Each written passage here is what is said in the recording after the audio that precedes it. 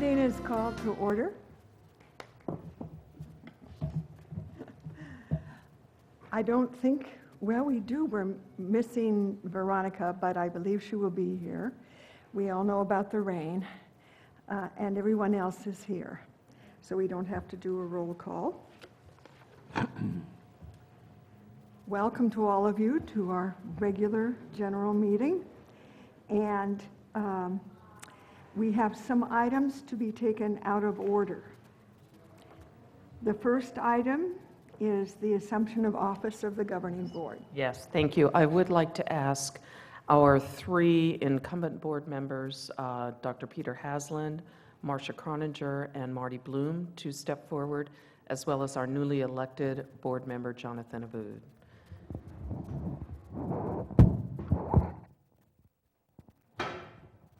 And if you could just make a circle in front here. And I will administer the oath of office. And the second word that you'll be saying is your name when I say your name. Not the word your name, but your particular name. And you'll want to say that loudly and clearly. Okay. I, your name, solemnly swear that I will support and defend the Constitution of the United States and the Constitution of the State of California against all enemies, foreign and domestic, that I will bear true faith and allegiance to the Constitution of the United States and to the Constitution of the State of California, that I take this obligation freely, without any mental reservations or purpose of evasion, and that I will well, and that I will well and faithfully discharge the duties upon which I am about to enter. Thank you so much for serving Santa Barbara Community College District, our new Board of Trustees. Do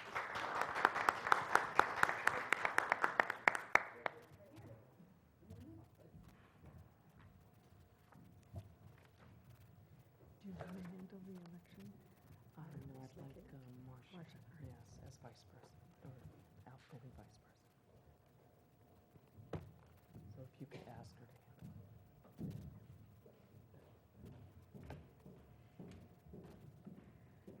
The next item to be taken out of order is the general election of the president and vice president of the Board of Trustees. And Marcia, will you handle that, please? This is the time in which we elect our president of the board for the next year and also the vice president. And so I guess we open the floor to nominations. I have a nomination, but anyone? Craig? For president, I would nominate Marianne Kugler. Okay. I'd like to second that. I'd also like to nominate Marty Bloom. I'd like to second that. Any other nominations? I was also going to nominate Marianne, so I guess I don't need to do that. My thinking was that, as we discussed at our last meeting, Marianne has extensive educational experience. She has been a leader of schools, and one of the most important things that we will be doing this year is accreditation. We will have our visit in the fall. And we are working now very hard. Many people at the college have been working very hard on our report, which will be due in advance of that meeting, I believe, in June. Marianne has, as college CEO or educational institution CEO, been through the accreditation process from that point of view, and she has also been through the accreditation process as leader of a team in, how many times, Marianne? Well, a couple of times in any event. Marty has been our president before and did a wonderful job, and that was important to us, and I very much appreciate that. And I thank Marty for her willingness to serve always. So let's take it to a vote. Procedurally, I'm not quite sure how we, first nomination vote first? Okay, let's go with, since the first nomination was for Marianne, let's go with that. And Angie, do you do a roll call? Or shall we? Let's do a roll call. We Okay. vote twice? I said, and we don't vote twice? Yes, you can vote twice, I think. I don't know. Craig? Yes for Mary Ann. No, I'm sorry. The other Craig. Oh, the wrong Craig. The other Craig, are we allowed to vote twice? Like, we're just taking them separate, right? You vote for one candidate. Vote no, then, Okay, so the first motion, everyone votes, and they can vote aye or nay. And on the second motion, people who voted aye before can vote aye or nay, is what it comes down to. If there are a majority of votes on the first vote, then presumably there wouldn't need to be a vote on the second. Correct. Okay. On the first motion, Angie, you have the list. Trustee Nielsen? Aye. Trustee Bloom? nay. Trustee Croninger? Aye. Trustee Abud? Yay. Trustee Hasland? Aye. Trustee Gallardo? Nay? Trustee Kugler? I abstain. Okay. I believe that's 4 positive, 2 negative, and 1 abstain. The abstain goes with the positive, so that would be 5-2. And Marianne is our new president. Okay. We are now opening nominations for vice president.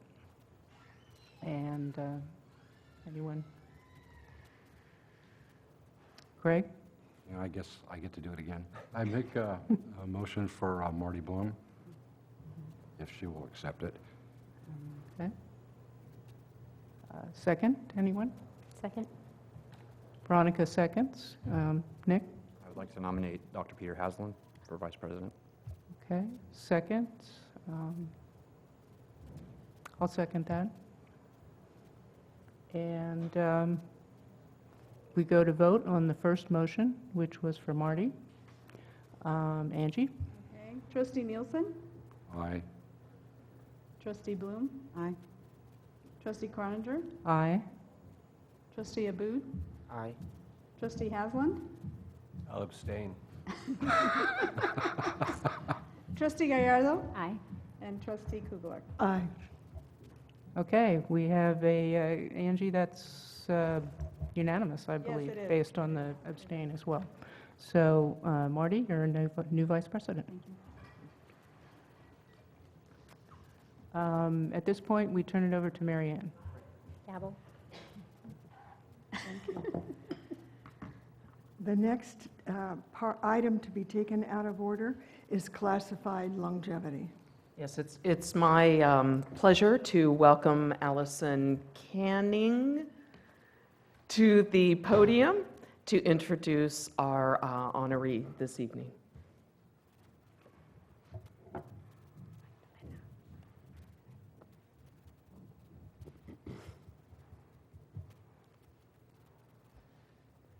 Good afternoon, members of the board and President Gaskin.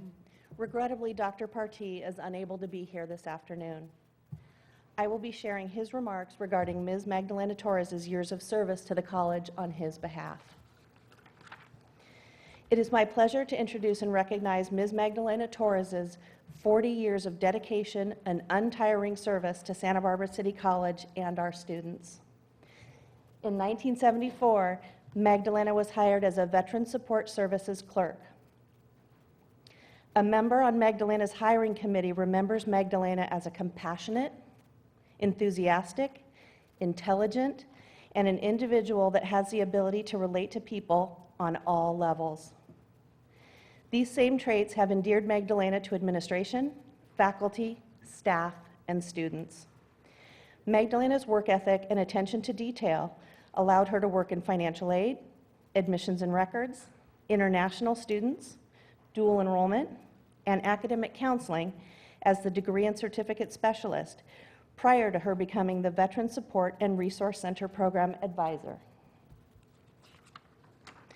Magdalena's can-do and student-centered attitude has helped remove barriers for thousands of veterans by assisting them with the process of receiving veteran benefits and referrals to on- and off-campus support services.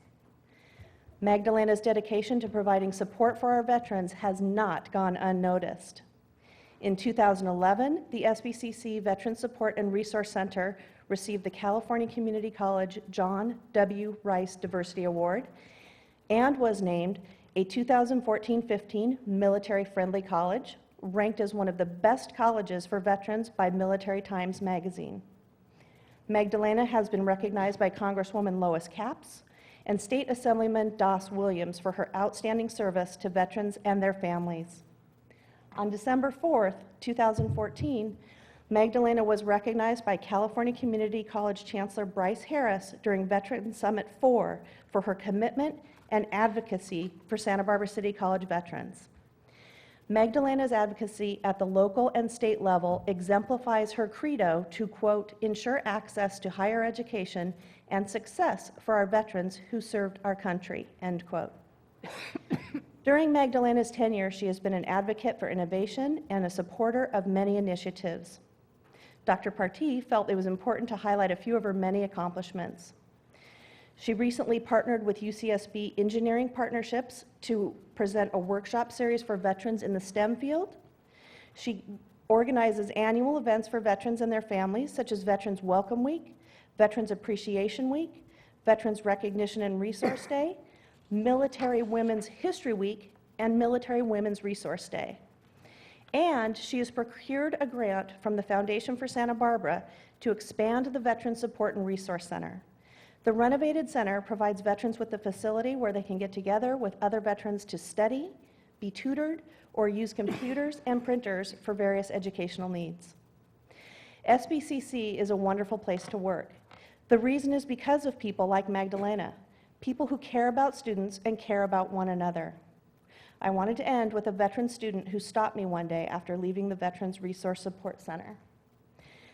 Quote, Ms. Torres was the first person who believed in me and convinced me I should go to college. She was the first person who convinced me I was smart enough to achieve my educational goal in higher ed. Without her, I would never have gone to college, end quote. Words cannot express how much Student Support Services appreciates Magdalena Torres for putting students first. I value and deeply appreciate her hard work, innovativeness, and dedication. On behalf of Santa Barbara City College, thank you for making students' lives better and easier every single day for the past 40 years. Congratulations, Magdalena.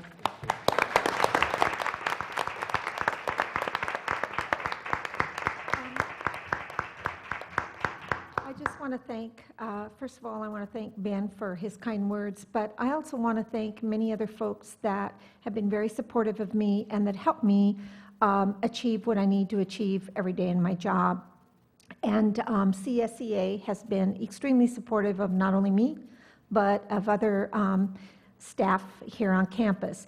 And the second thing I'd like to point out that Santa Barbara City College has quite a few veteran staff and faculty here. And I think that's something that's very commendable in many ways. And I like to thank those folks that always provide us the support that we need, ITT, information technology, there's so many places, so many different folks that have made it very, very possible for me to get things done in a timely manner and to provide the veterans support that needs to be done. And I thank you all, and I thank everyone that makes it happen. And I'll be here another 10 years. Thank you.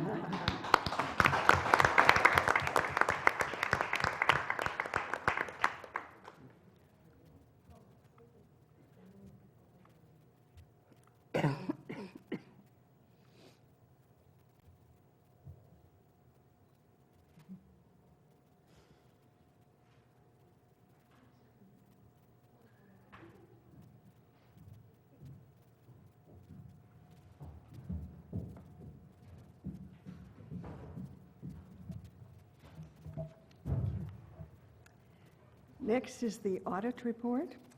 And it's my pleasure to introduce Alan Eschenbach with Glenn Burdett, principal at Glenn Burdett, and he has the audit report for 2014 to present to you, and I think you'll be very pleased with that. So thank you, Alan, for coming down in the rain.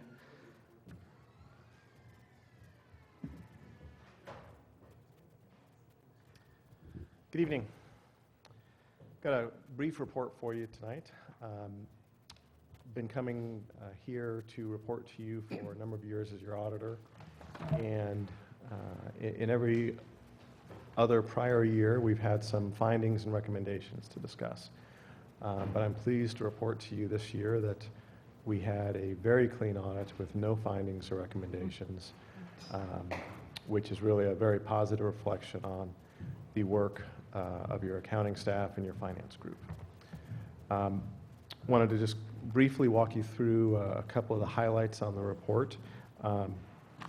Really, there were really, I'm going to say 4 areas that we covered this year. We got your primary financial report, the Measure V bond audit, the parking audit, and then we also performed a fiscal independence agreed upon procedures. And all of those came back with a clean opinion. We assisted in the agreed upon procedures report, and the achievement of the fiscal independence is really another very big deal for the accounting group, and again, a positive, very positive reflection of where the department is at this point. As it relates to the audit report, I'm not going to walk you through each of the financial statements because it's historical in nature. There are 3 or 4 audit reports in there which have, as I said, clean opinions related to either the financial statements, the compliance areas. I did want to point out just a couple of things. The management discussion and analysis is also in there. But really, 2 things to highlight. The state compliance section does identify a number of things that the state identifies, and that's really where we've run into some findings and recommendations in the last couple of years. The state's adjusted some of the things that they've wanted us to focus on. Some of those have been a little bit historical in nature, and this year everything was clean, which is great. Secondly, we list out on page 28 upcoming accounting pronouncements. So now I'm kind of looking forward a little bit. And kind of buried within there is a reference to GASB 68. This is a kind of a significant new accounting standard that is going to result in governments putting pension liabilities onto your entity-wide balance sheet. It's not going to affect your ongoing fund financial statements, but it is going to result in a pension liability being placed on your financial, kind of your balance sheet, your statement of position in here that will reduce your net position. It's a paper entry. It's related to basically a new national standard, and all community colleges as well as other governmental entities are going to be implementing this over the next year to 2 years. So wanted to highlight that to you, and I'm sure there'll be more discussion about it. Are there any questions or comments? You said that this was just a paper entry. I mean, it won't have any additional fiscal impact on us. The entry itself does not have a fiscal impact on you. If your contribution rates change as a result of this, Right. that may be an indirect Sure. impact. It's just, essentially, it's a recording of, Correct. Of something that's already historically been in existence. okay. I think it's important to note that the fiscal committee was presented with the audit findings at the meeting this week. Do you have anything you'd like to say, Marcia, as the chair of the Finance Committee? Well, I was going to make the comments in connection with the board reports, but we did discuss the audit report. We were very happy that there were no findings and recommendations and a clean report. And we also spent considerable time discussing the new GASB rule because I guess the good news is that all the government entities will have their pension liabilities now reported at the entity level. Just like us. We will not be the only one, but it will certainly look like we suddenly acquired a new and significant liability that we did not previously have. So we felt it was important to be communicating both within the college and in the community what's going on and why this is happening, because certainly we are not choosing to incur any new liability here. It is a change in the way it is reported, and the money will still be with STRS and PERS, and the contribution system will remain essentially the same. And when this shows up next year, there'll be quite a bit of information around the new standard and all sorts of footnote disclosures to make people go cross-eyed as they're reading through the information. But plenty of info. Okay. So before we leave this item, we need to recognize and send kudos to Lindsay Moss, to James Zabas, and Joe Sullivan, as well as to Robert Else, who provided a lot of the background material for the audit and made sure that some of our processes are really right on the mark. Yeah, congratulations to all of you. That's great. I concur, but you left yourself out of it, Dr. Gaskin. Well, what did I say to Lindsay? I never want to have findings? Well, I don't know what you said to him, but we discovered during the course of our meeting, or shortly afterwards, that I think Lori told us during the meeting that she had, at other institutions, having audits with no findings was not uncommon where she's worked before, and I think she kind of brought that knowledge here, but it's our staff that carried it out, and I think that's absolutely fantastic. And I love what Marcia said about explaining about these numbers that were sort of going to magically appear, and I'm sure that someone in the community will give us some feedback when they see it. Thank you very, very much. Thank you all. Thank you. Mr. Price? We're ready for the Ethics and Brown Act review.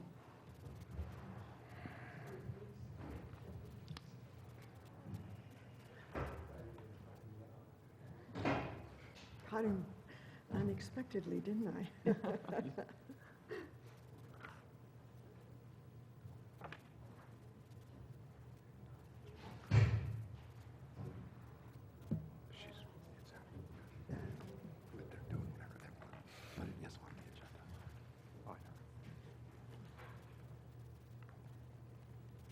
Well, good afternoon, board members. I'm pleased to be here. Mr. Aboud, congratulations. We haven't met, but I'm very pleased to meet you today, and welcome aboard, and I hope we get to know each other a little bit.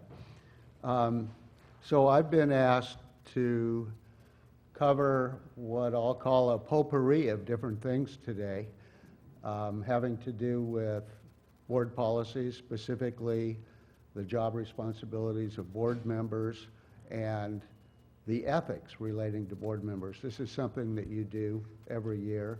Cover a little bit of the Brown Act as respects the board in particular. I want to talk for a minute about Public Records Act issue, and then also about some public reporting issues having to do with when you file your Form 700s and what the requirements are insofar as reporting gifts, because that's been very active. Now, for me to cover all this in a meaningful and substantive way, I would have to talk like an auctioneer, and I'm very afraid I'm unable to do that. So what that means is that I'm really just going to be hitting the highlights, because I know you have a lengthy meeting tonight, and I want to keep it as brief as possible. As you all know, and I'll just make this introductory couple of remarks for Mr. Aboud's benefit in order to bring us to what we're going to be talking about. Here at the college, you live within the framework of a web of regulations. In the California Education Code alone, there are 18,000 different statutes that focus solely on community colleges. Many of those statutes additionally require that the state chancellor's office implement regulations to more specifically define and govern the conduct of the community colleges in the state. So we also, in addition to the statutes, go to the Title V regulations, which contain innumerable provisions. And in those regulations and in those statutes, there are many, many provisions that call for the individual community college boards to adopt policies. And that, in particular, is where you come in. But these policies are not just adopted out of the blue. Oh, what would be a good way for us to handle this? They're policies that are framed in order to adhere to the regulatory and the statutory framework within which we live. In addition to in which you live, and I guess I live too, because my job is to come here and talk to you about those things. And in addition to the Education Code, there are many other statutes that bear on the college and your role as board members, including in the California Government Code, of course, the all-important Brown Act, the Open Meeting Law, as well as the Fair Political Practices Act, in which we find the conflict of interest and the reporting requirements. So starting from that sort of broad overview and focusing down now on board policies, there are really two that I was asked to comment on today. And the reason is because it's expected that there will be some degree of what's called ethics training that focuses on these particular policies. I didn't pick them out. They're what the colleges are supposed to do on an annual basis. So we're just highlighting them. The first of the two policies I want to talk about, Board Policy 2200, which is board duties and responsibilities, talking about what your role is, of course, in a very broad and general way. And then the second and the last policy is 2715, which is the Code of Ethics and the Standards of Practice. And essentially what that means is, how is it that you are expected to go about fulfilling the job description that you have been given in Board Policy 2200. And the Code of Ethics is really using a bunch of very nice language, a set of both do's and don'ts in terms of carrying out your role. So first, turning to 2200, the board duties and responsibilities. And there are 3 pages of these materials. Most of you are familiar, in some cases very familiar with them, and I don't intend to go through it in any detail. I want to give you the overview.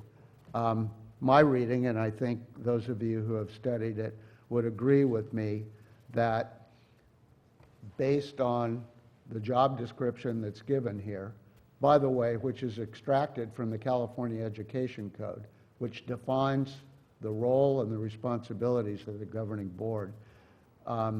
Your primary function is, of course, to set policy. That's what you do, as distinguished from acting on and carrying out the educational and other programs of the college, because that is something which you and other colleges have delegated to your president. And so first and foremost, you set policy.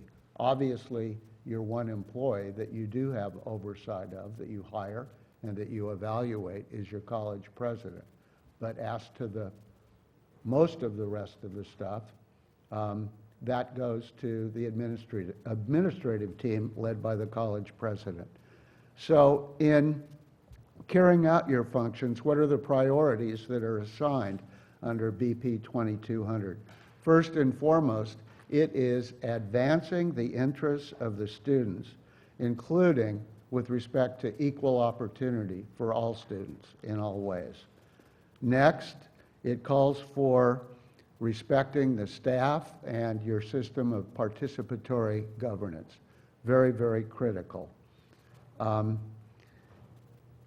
In addition to delegating responsibility to the superintendent, which is covered in a number of different ways in this policy, it describes your additional responsibilities to serve as goodwill ambassadors, basically. Those are my words, not the policy. But to first of all become informed and understand the ways of the college, and then to promote the college in the community. And we all know, especially at this time in the aftermath of November, that it's very important for you as the elected representatives of this district to advance the interests of the college when you're out dealing with the public, and in every way that you can. Throughout the course of the lengthy description of board duties and responsibilities, we see different words coming up like civil discussion, collegial, respect, listen, learn, all these kinds of things, which I think are rather obvious and would expect to be associated with how any board, whether it be a local public agency or otherwise, would be expected to conduct itself. Now, with respect to the code of ethics, meaning the do's and don'ts, how you go about fulfilling those responsibilities, there are 4 heading areas that are covered, again, in this multi-page board policy, 4 pages mainly on this one. There are 4 heading areas that are covered that I'll just comment on briefly, focusing on what I think has the most substance in terms of a discussion, a brief discussion today. One, of course, acting in a manner that reflects the values of the institution, looking at those things that your job description talked about in the first place. Demonstrating effective leadership is the second of the headings by, of course, being respectful of members of the public, faculty, staff, students, and others who comment or present information. You may know, Mr. Aboud, sometimes new board members don't. I was at another board meeting the other night, and there were some public comments that were made that were not very kind to the sitting board. And the new board member immediately said, "Do I have to sit here and listen to that? I mean, I'm not being paid for this." And, you know, the answer I had to give was, unfortunately or fortunately, yes, you do, because as a public official, you are in the position where you are required to accept criticism, public criticism, and sometimes that criticism can be harsh. And all of you board members know and have learned a long time ago, in most cases, that you listen to that and you treat it with nothing other than the utmost respect. You may be thinking other thoughts, but we don't have any requirements that apply to that. Again, being an advocate for the college in the community, including being informed in order that you can advocate. Recognizing that you as individuals don't speak for the college. You don't, for example, hear a complaint from an employee or a student and say, well, I'll see to that. You know, let's get some people together and, you know, we're going to fix this. Because you are one of 7 board members and you have to act as a group, not as an individual. And that's repeated over and over again throughout your board policies, the applicable ones and here. And last but not least, under this heading, conducting the business of the college in compliance with the law, which sometimes can be tricky, and which is why you occasionally need me because of those 18,000 statutes and on and on and on. Surrounding which there are hundreds, if not thousands, of legal case decisions which frequently require interpretation. But obviously you're obliged to follow the law, and that particularly comes into play in areas that you have substantial control over, like your public meetings, your governance, the Brown Act, that kind of thing. The third heading is promote and maintain good relations with other board members by keeping an open mind and listening to other ideas and points of view, and working with other board members in a spirit of harmony and cooperation. Unlike what we see in Washington, D.C., right? There are more things in place to guide local officials than we see from our elected, or having to do with our elected officials in Washington, D.C.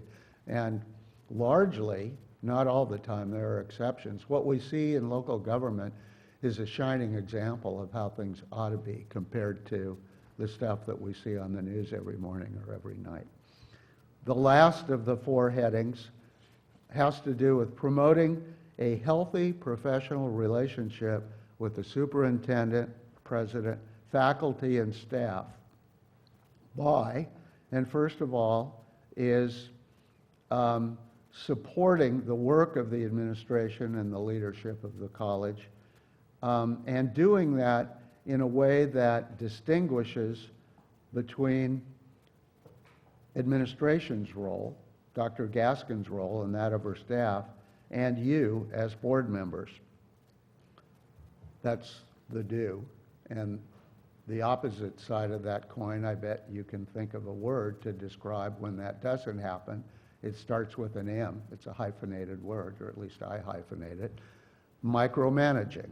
So we hear that over and over again across the spectrum of local elected boards. Don't micromanage.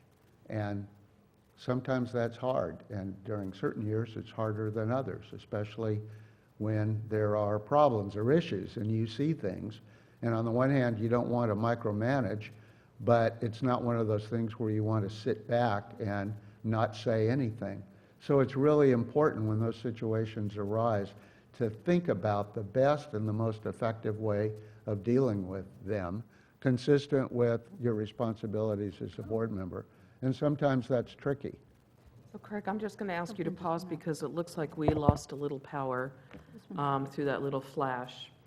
You were so igniting in the thing, no, really, that I think... Call me Sparky. I will do that. It's back. So please. So just one more example of that. At the same board meeting I was at the other night, they were interviewing, and maybe if I kept quiet and just put the wraps on it.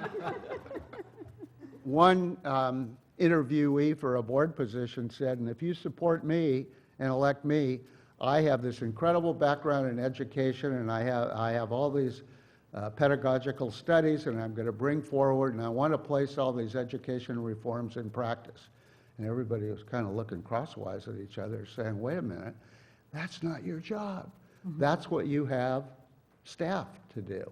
So that's obvious. Sometimes it's a little more challenging to figure out, where the line is, and it gets a little bit grayer. But I just want to make it clear, that doesn't mean that there's no place for outside agendas. Some of you, I would suspect, brought outside agendas in coming to the board, and some of you probably didn't. People have outside agendas in all kinds of different things. For example, at the college, someone might come promoting veterans and wanting to do everything we can, or promoting people that have disabilities, or promoting equity in all of its different forms. So no one expects that you're going to give up to the slightest extent any of those interests. The job is balancing them against your overall responsibility to everyone in this community, everyone within the district. And in the context of fulfilling that responsibility and listening to other views, then doing what you can in your role as an individual board member in advancing those interests. And we have a number of people in this community who I know you're well aware of, who have successfully bridged that and have brought very, very strong pre-commitments onto the board and have managed to accomplish a great deal, while at the same time have served very, very effectively on locally elected boards. And then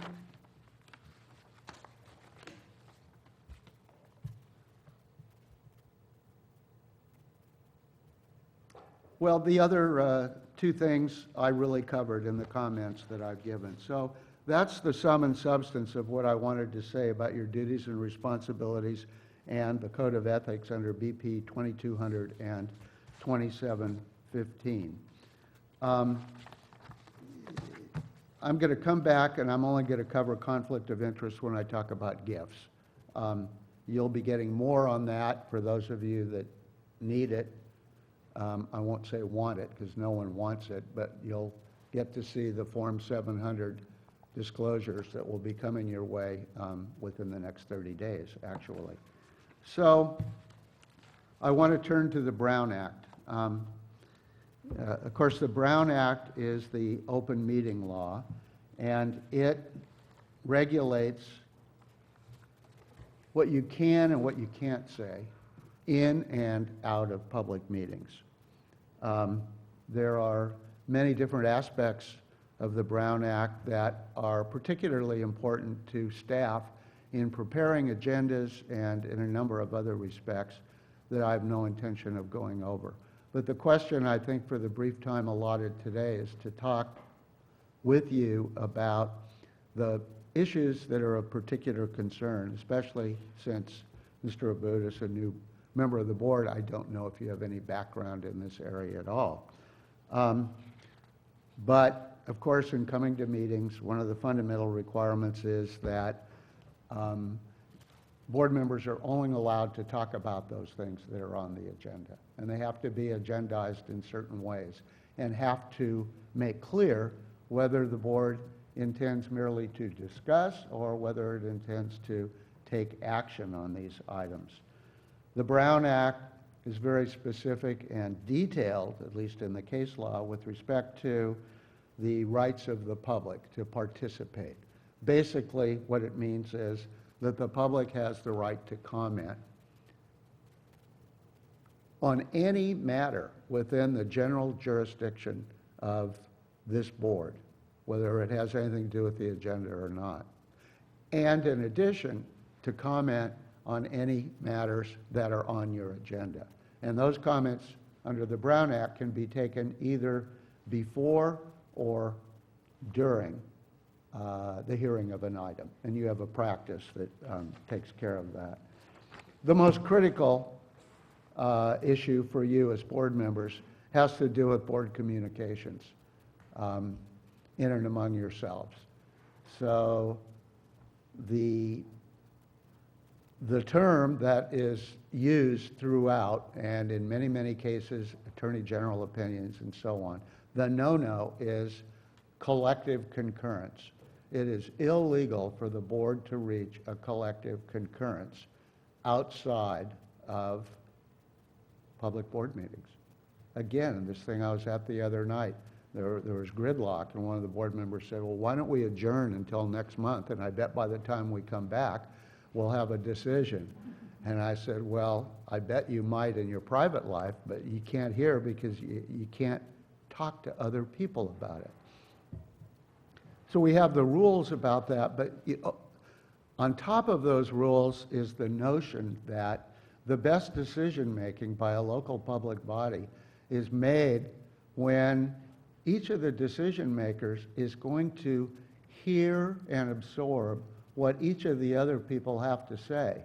And even if you were allowed under the Brown Act to, go off with 2 or 3 other board members and take a position on something, reach a majority, even if you were allowed, in a large sense, you wouldn't be doing justice to the system because you wouldn't have heard the other voices. And even though we tend to think of ourselves probably as pretty stuck in our ways, sometimes that doesn't happen. We listen to other people and we're affected by what other people say to us and how they reason. But in terms of what the law requires, I have a couple examples. The most obvious example is one board member has an interest in lobbying for something. It doesn't matter what it is. So one board member either wants to meet or emails to each of the other 6 members, I would like to have you support me on Measure X. I am in favor of Measure X. Now, is there anything wrong with that? Well, the answer in a nutshell is there isn't anything wrong with asking, but when you get the answers, presumably there's a collective concurrence, and that's a violation of the Brown Act, which is a misdemeanor subject to prosecution by the district attorney's office and subject to a civil suit. In theory, someone can send an email and say, I want you to know that I'm supporting Measure X. There isn't anything wrong with that, except if some of the other board members write back and say, well, I'm with you, then you've just made yourself part of a collective concurrence and violated the law. And it also has, and these things are always important for public figures, it has the appearance of doing something behind doors, and it lacks transparency, and it's just not a good idea even to walk up to the edge of the law. Can you have a conversation with as many as 2 other board members? Well, sure, that's not outlawed. You can meet with, talk with, email 1 or 2 other board members because that's not a collective concurrence of a majority of you. The risk, of course, if you do that is that one of the people, you or one of the other people, then go at a separate day and time and talk with another board member and say, hey, I was talking to Joan and Jim, and we decided that, well, bingo. Then even though it's not connected temporally, you have a collective concurrence. You can't do that. What if 2 or 3 of you go and talk with Dr. Gaskin and you want to share with her what your views is on a certain upcoming agenda item? Is that okay? Again, of course it is, because it's not a collective concurrence. But if a collective concurrence develops as a result of the use of an intermediary, and I hate to use Dr. Gaskin as an example of an intermediary because she'd never do that, but if she or any other person that served as an intermediary then was in contact with 1 or more other board members so that a collective concurrence was achieved, then that would be a violation of the Brown Act. These things are taken seriously. They do come up. There are complaints that are filed. I've tried lawsuits defending local public agencies that are accused of these things. And your board has been, and I really mean this, outstanding in adhering to the spirit as well as the letter of the Brown Act. And for that reason, we have not had any significant problems whatsoever during the time that I have been here. So we also have the public's right to see. And of course, that means what goes on in open session. You're not behind the scenes talking about things and making decisions. But there is, of course, an important exception to all this, and that's where closed sessions come in. And the idea is that although the law supports full transparency of decision-making by locally elected boards, there are certain types of things that just have to be conducted behind closed doors. So, for example, if there is a lawsuit against the district, God forbid, which there doesn't happen to be right now, and there is a need for your lawyer to brief the board and to obtain guidance, for example, with respect to proposing a settlement, it wouldn't make very much sense to you if I came in this public forum and said, look, the people on the other side have a 50-50 case, and I think we ought to offer them $25,000 because, you know, that's giving away the store. So the law allows you to go into closed session to confer with your counsel about litigation. Same thing with respect to collective bargaining. Same thing with respect to real estate negotiations. So there are a few of those categories. But they're very circumscribed, and your board has been very good about sticking to whatever it is that legitimately can be considered in that closed session. And coming out of that closed session, there are specific reporting requirements, but only where a decision that was made falls within certain parameters. In other words, 54957.1 says, here's the list of things that you need to report if the board takes action. But you don't report on everything. You report if it falls within one of those lists. And your staff and most of you board members already know that. It's very, very critical that the confidentiality of the closed sessions remain entirely intact. In fact, it's a misdemeanor if they don't. But in order for the work of the board that has to be conducted in closed session, having to do with labor negotiations, lawsuits, evaluation, for example, of the superintendent, any of that, it's absolutely critical for the well-being of the college itself, of the institution, as well as to abiding by the law, that those things be maintained with the strictest of confidence.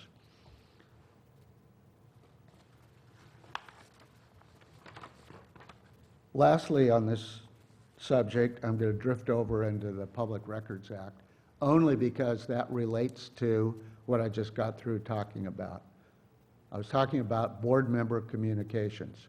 We have this thing, the Public Records Act, which is another form of seeking transparency that allows anyone out there to request public records. And there's a very long list of what's exempt, but there's a longer, it's not a list, it's everything else that's not exempt. And generally speaking, every public agency in the state has the obligation to timely and meaningfully respond and to produce either for inspection the requested documents or make copies and turn them over to the requesting parties. And that's something that it doesn't go on every day, but it goes on, you know, every week or two, and sometimes more frequently than others. The point of the story, since you're not monitoring Public Record Act requests, is that you may find that you are the subject of Public Record Act requests. I want to see all of the district correspondence from officers and employees having to do with Measure Z, whatever it is. The college has to go through and produce that. They can extract things that are legally privileged, for example, which lets me off the hook. I'm really lucky, but it doesn't let you off the hook unless we're in touch with one another. So what that means, obviously, you know what I'm getting to, and that is that when you send emails to each other, or Dr. Gaskin, or other people at the college and about college business, think about whether you'd like to see it in the newspaper. Because, with all of us, living by email, how could we get by without? How could we even remember how it used to be? It's really hard to resist that, and sometimes say negative things, or certainly say things that we wouldn't want in public.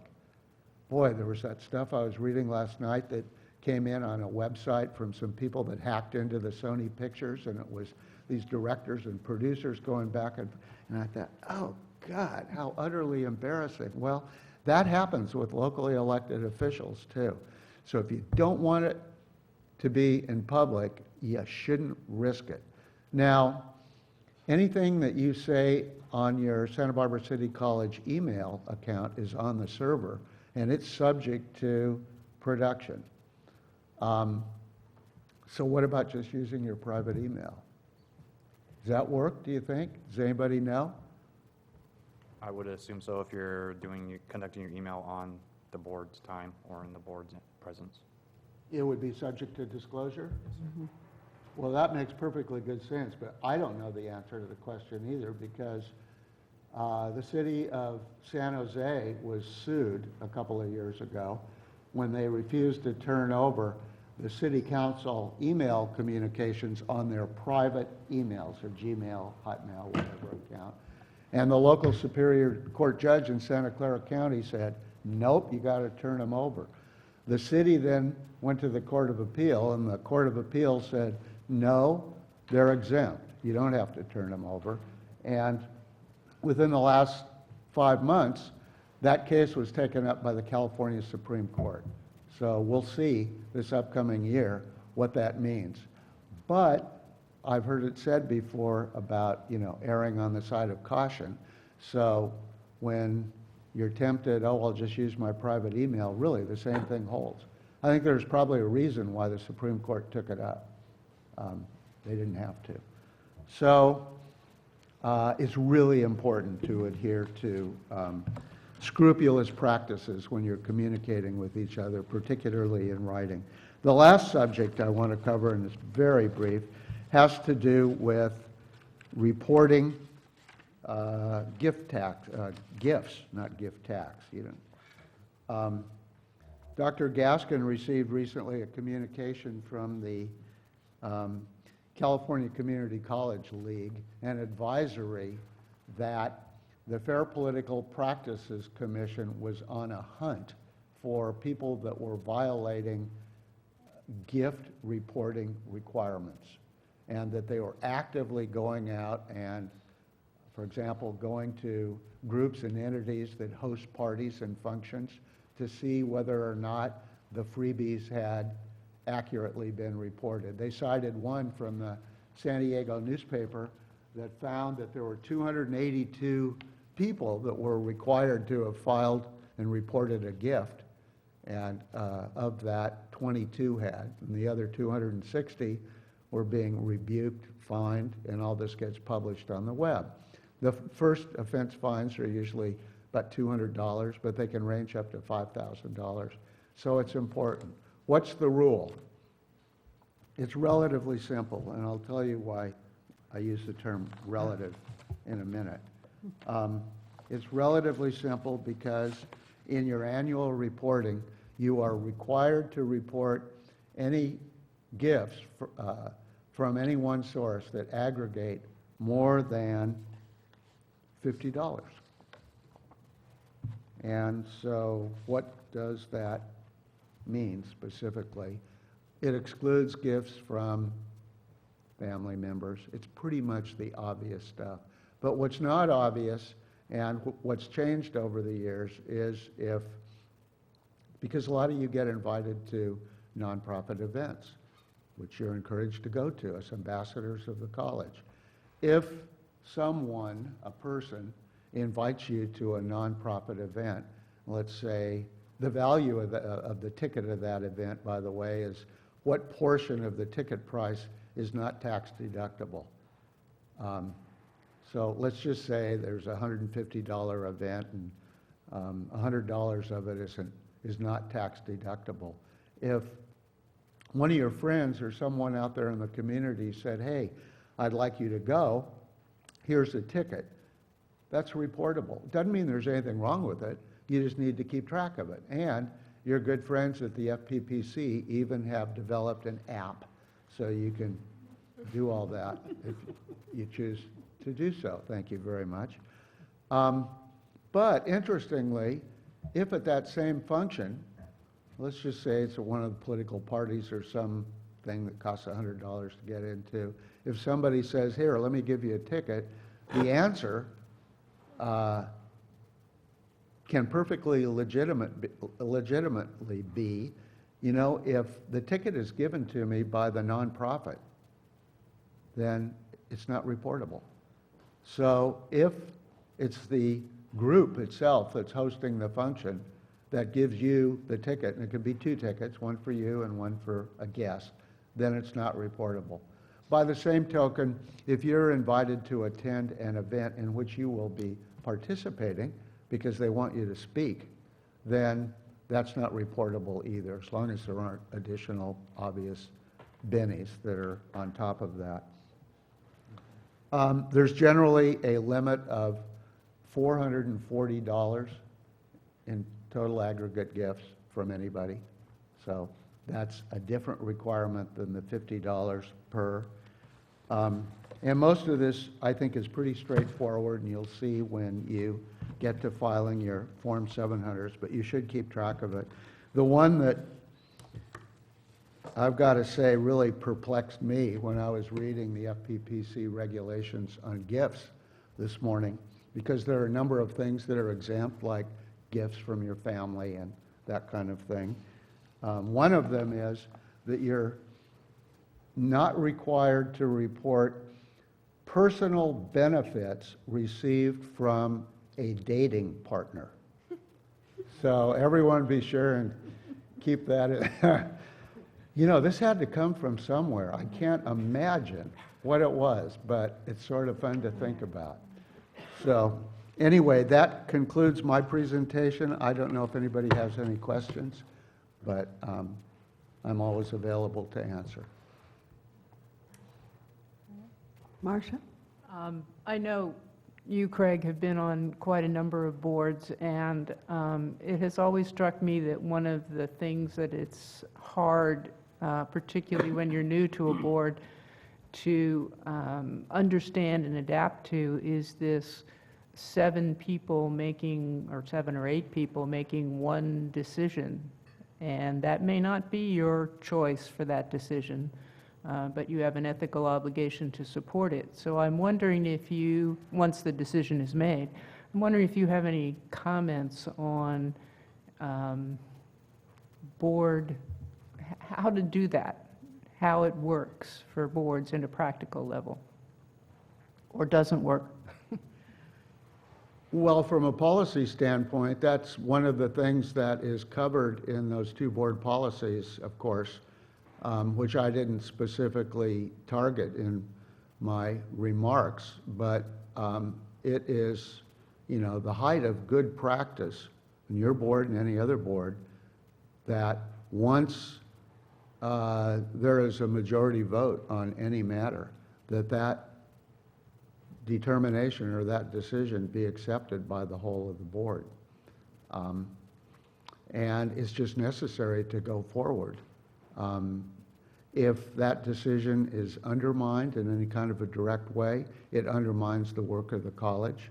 It can infect the college with negativity, whether it be from the students, whether it be from the staff, whether it be just among board members who are frustrated. And it also takes away from, it detracts from the efficiency of the board when sometimes someone might have to keep going back to something that has already been decided.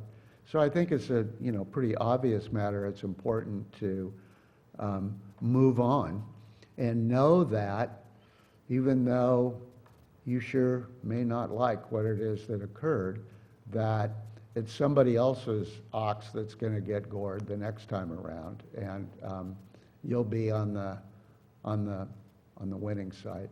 And of course, it's real easy for me to say those words, and because I have sat on boards, I mean, sometimes I'm gritting my teeth and I don't like it very much, but I find that after a day or so, I get over it. So it's just one of those things that needs to be done in this context. So thank you for asking that question.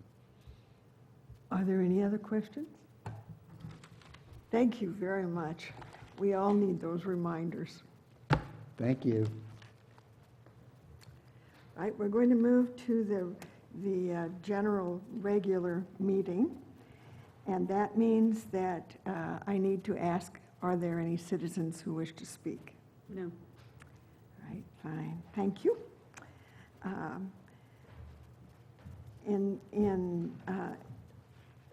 In moving along then, we have some minutes we need to look at. The minutes of October 23rd, 2014. Do I hear a motion? Motion to approve? Second. All in favor? Aye. Aye. I think that was a unanimous. You have to take a pose. All right, fine, thank you. Then it is recommended that the Board of Trustees has approved the minutes, we have approved the minutes of October 23rd, 2014. Then do we have some recognitions? We just did that, all right. Good. Okay, now the following reports are going to be presented, and no action is taken on these unless they were listed in a subsequent agenda. Dr. Banda? Good afternoon. A little later than usual in the meeting. I'll try to be a little faster. But I do want to welcome the members back. Thank you for committing to 4 more years. It's a lot. And thank you to our new member. It's a great gift of time and your intellect and your hearts when you take on this work. So thank you. I would like to tell you the time in the semester. It's finals week, and for some they are totally over, but those Friday-only classes, those students will be here tomorrow taking their finals and then starting their break as the faculty hope that they all did really well on them as they grade them. I wanted to briefly mention, you've seen the email through our group email, but this is the first year that the Academic Senate of California Community Colleges devoted one of the most significant awards, the Hayward Award, to adjunct faculty. And it is just something that the institution needs to be thinking about, how vital those faculty members are to our lives. And at the departmental level, we all work really hard to engage our adjunct faculty in our professional development and also to recognize them, because sometimes they, aren't as recognized as the full-time. So I think it's exciting the state made that decision. Our nominee is Celeste Barber, and many of you were here for her presentation on the great books, so I'm sure you're not surprised that she's also a wonderful teacher. I got to observe her several years ago, and she's really creative and engaging and makes a lot of things possible for her students. So that's the nominee that the college selected from over 600 adjunct faculty that we have here in the credit and non-credit programs. I also wanted to mention that our dual enrollment program just won an honorable mention award also from the Academic Senate of California Community Colleges. You think about over 110 colleges in the state. There were 3 programs recognized, one from Bakersfield, and then 2 honorable mentions out of all the colleges. So it is a great honor. And briefly, that program does such great work engaging our high school students. The sooner you can engage high school students in thinking about college, the better chance we have of helping them get here. So I wanted to quickly mention that. Later in your agenda, you're going to see the sabbatical leave proposals, and I just want to highlight what that means for faculty and faculty development. It is one of the elements we mentioned in our accreditation report that supports high-quality instruction, because that time to rediscover ways one's discipline has changed, that time to create new curriculum and approaches that we then bring back and share with our colleagues, really contributes to the high-caliber instruction we're able to provide here. So thank you for your support for that important professional development opportunity. Finally, the last Senate meeting took action on 2 plans, and one of them is wonderfully, was 2 pages long, which was really great, the district technology plan. But I just mentioned it as part of that integrated planning process the college has been working so hard on, from our educational master plan last year through the supporting plans. You know, we're working on the program location and land use master plan, the plum process. So we're working on all these planning activities, and I want you to know what they mean in terms of how well we're running things and making things connect. And then my final comment today is about the student equity plan that is also later on the agenda when EVP Friedlander is here from Educational Programs. The subcommittee got to hear about it. I'm sure they'll report something about it, but what I want to share with you is how involved the faculty and staff and managers were here on this campus. It's a tribute to Jack and other and faculty and management leaders here to create a process that's sometimes messy, can take longer, but we have so much involvement on this plan. And when you get to the back pages of it, you will see, I believe now it is over 90 names on those pages of people who were involved with this plan. Finally, about this plan, as you know, we have gotten categorical money from the state to support student equity. So the state is saying it is time to move the needle on those gaps in student achievement, and we are going to give it all we have to try to make that happen. So we will be investing that money, and as well as the money from the, as you know, from the Student Success and Support Act, to try to really support our students. And so I just wanted you to know it's kind of a watershed moment, and to have this chance to infuse new resources and to plan together, and that the whole college community is really working together to try to make change. So thank you. Any questions? Marcia, do you have a Kim? question? Kim, I just wanted to say thank you and all the members of the faculty and staff who've been working so hard on all these planning projects, and also the equity plan as well. From my perspective as a board member, these are tremendously important, and it's very gratifying to see them move forward, but I know it takes a lot of your time and energy, and that's a big plural of your. Thank you for that recognition. It does.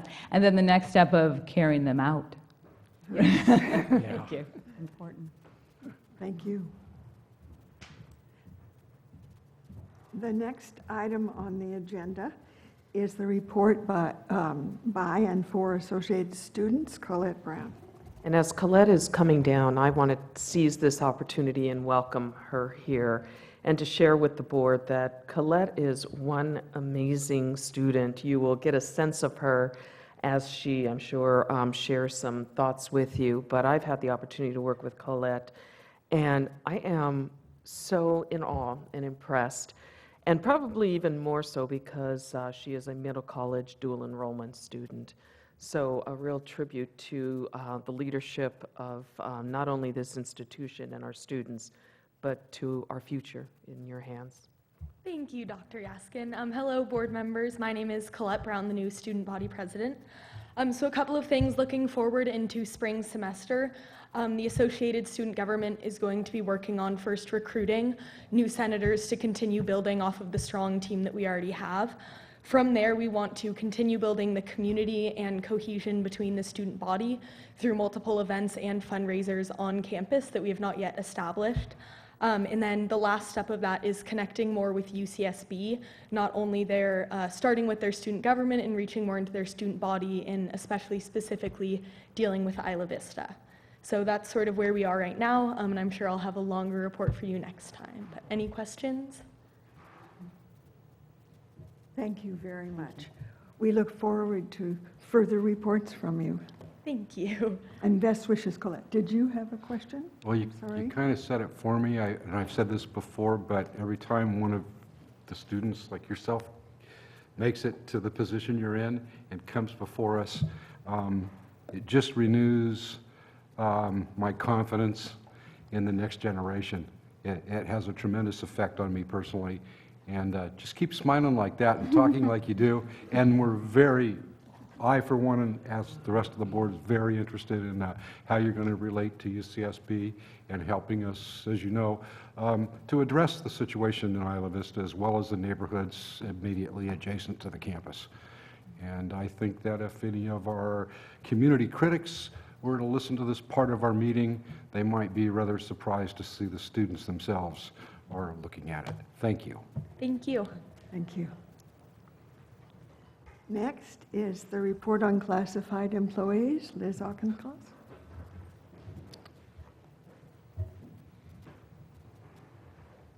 Congratulations on becoming president of the board, and hello, board members and President Gaskin. I want to concur with President Gaskin about Colette. I worked with her on the Plump CPC Plus meeting that we had. She was on the subgroup I was in, and she kind of took charge and was the reporter, and I was so impressed with her. So I want to congratulate her on the stepping up and becoming the president of the students, and I think she'll do a great job. I was very impressed. And then I found out she was a dual enrollment student, and I was even more impressed. So congratulations. Our consultation group had a very busy schedule. We met yesterday. We reviewed the district technology plan, so we're involved in that process. We also had reports from some of our people that are on district committees. One of them is the PEC committee, which is the program evaluation. And it's been really good for our members who have been serving on that, because they come back and report that they're learning so much about the college because they're going over the program reviews. And some of them say, well, I don't know if I can be on this because I don't know enough. And I said, well, that's why you're on it. You're going to learn and you're going to bring it back, so all of the rest of the committee will be learning about all the different departments and what they do. And then we reviewed BPAP. That's the board policy. And one of them we spent some time on was the child abuse reporting that's going to be required. So we discussed that, and we expect we'll hear more about that, as it's going to be a requirement. And then we also had a report from our members. We have 4 members of the classified staff that are on the Student Equity Committee, and one of them is also on the consultation group. And they reported about the first meeting they had on Monday. So we had a pretty busy schedule, and everybody's looking forward to the holidays that are coming up soon. Any questions? Thank you, Liz. Now, our superintendent's report. Thank you Dr. very much. Gaskin. Thank you. And congratulations and to all of our newly elected and seated board members, and congratulations. I look forward to working with all of you again, and Jonathan anew. I wanted to share several things with you. So I'm going to read an email from the City of Santa Barbara. And it says, great news from the City of Santa Barbara's Water Conservation Program. Due to SBCC's great efforts in reducing water usage, retrofitting our facilities, and participating in our survey program, we would like to award Santa Barbara City College as our 2014 Water Hero. And I think you sensed this when you walked around our campus. Boy, did our team do incredible work in reaching this. We have fountains that are now planters with succulents in it. We have landscaping that is very aligned with our microclimate, and this is demonstrated now. Their hard work is demonstrated in this award. So each year, the city selects an individual, a business, or organization that goes above and beyond in water conservation efforts and serves as an example of resource efficiency in our community. The city will then publish an article as well as a video about being a water hero and our achievements, and we will receive a certificate signed by the mayor.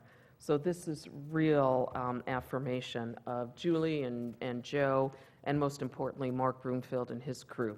So worthy of recognition and worthy of applause. So, before I go on. Plump, and our legal counsel reminds me that I just recently shared with him what Plump means. The Program Location and Land Use Master Planning process, which has been going on for quite some time since last spring, is rapidly unfolding, and our team has been involved with the college community in really seeking to understand from a user group perspective where our programs need to be located, co-located, how we more effectively utilize all of our campus facilities, main campus, Wake, and Schott. So that has been busily unfolding. The other announcement I'm very proud to make is on November 17th, the California Community Colleges Board of Governors approved our request for fiscal independence from the County of Santa Barbara. That is a major, major event, milestone, and it's a recognition of the caliber and the excellence of our staff who manages our fiscal operations. Again, notably Joe Sullivan, Lindsay Moss, James Voss, and their crew. So that will implement in 2015-16. Yes, so good job. I have two things I want to end with. I can't let us close the calendar year, even though our life cycles around the academic year, but I can't let the calendar year close without recognizing, and she's busily focused on things, Dr. Kim Monda, Liz Auchincloss, Colette, and Dan Watkins and Jason Walker. These are the individuals with whom I work with on a daily basis, and Kim and I have become the best of buds. Liz and I have long had that relationship, but I can rely on any of these individuals to help me understand what's going on in the institution and to really keep a pulse on things. And if it weren't for this team, I don't know where this institution would be, but you've got great leaders, and it's just really a privilege to work with all of you. So, and all of you guys need rest and restorative peace during the holidays. And then finally, I put two reports in your packet, and I would ask that you take them home and read them. The first is the Guide to Accreditation for Governing Boards. Probably something that should sit by your nightstand and you should read frequently in preparation for our fall 2015 comprehensive accreditation visit. So that will be something that is critically important. The other one is the call to action, the report of the UCSB Foundation Trustees Advisory Committee on Isla Vista Strategies. This is definitely worthy of a read, and in particular, I call your attention to page 10 in that document, recommendation number 4, where it talks about reducing over-occupancy in Isla Vista of existing units and remedy substandard housing conditions through public and private acquisition, ownership, rehabilitation, and new development. And specifically under that, it says to control housing occupancy through direct UCSB ownership or through lease sale to private developers that include agreed-upon standards for approved housing. Santa Barbara City College needs to construct housing for their students on their campus or in the vicinity of Santa Barbara City College. I want to assure you of one thing, that we are actively looking into this. In particular, we do not have the resources that UCSB has, and those resources include both acreage as well as financial. To give you a comparison, UCSB sits on 1,100 acres and we sit on 75. And just by sheer land alone, we do not have the capacity to build on this campus. Secondly, as I've shared before, the funding mechanism for dormitories and student residences, which is a mission and focus of the UC and CSU, is not the focus of the California Community Colleges, so we're not funded for such. However, we're very sensitive and interested in public-private partnerships. So what that has meaning for is looking elsewhere than our campus, because we don't have the capacity on our campus, and that means integrated into the community. So I share that with you because it is something that is important to us, as at the same time we're very sensitive to the community that I suspect has very powerful opinions, both for and in opposition. And that's what we'll be navigating through over the next several years. So that's it. Thank you. Are there any questions? So is the committee that you're chairing right now, are they looking into this? The MESA committee, are they looking into this? No, the Neighborhood Task Force has a very specific charge, which is to address community wellness in the proximate neighborhood of Oceano and the west side. They're not tasked with student housing. Well, just because, and I think I mentioned to Marianne before, the student, the out-of-student attendance that we have that lives in this area, Rancheria specifically, when the citizen came to speak to us and the families that live there. So I just think that somehow either belongs under that umbrella, but it does definitely need to be addressed, because I think that there are things that need to be looked at in that area. The committee is discussing the quality of life on the Mesa, and that means all areas that affect the quality of life on the Mesa. So clearly, that does not, they're not about to make a recommendation that the college, for example, as that recommendation is a direct recommendation about what the college should do. It's more a relationship recommendation that they may well make about things like zoning and evaluation of the opportunities for housing.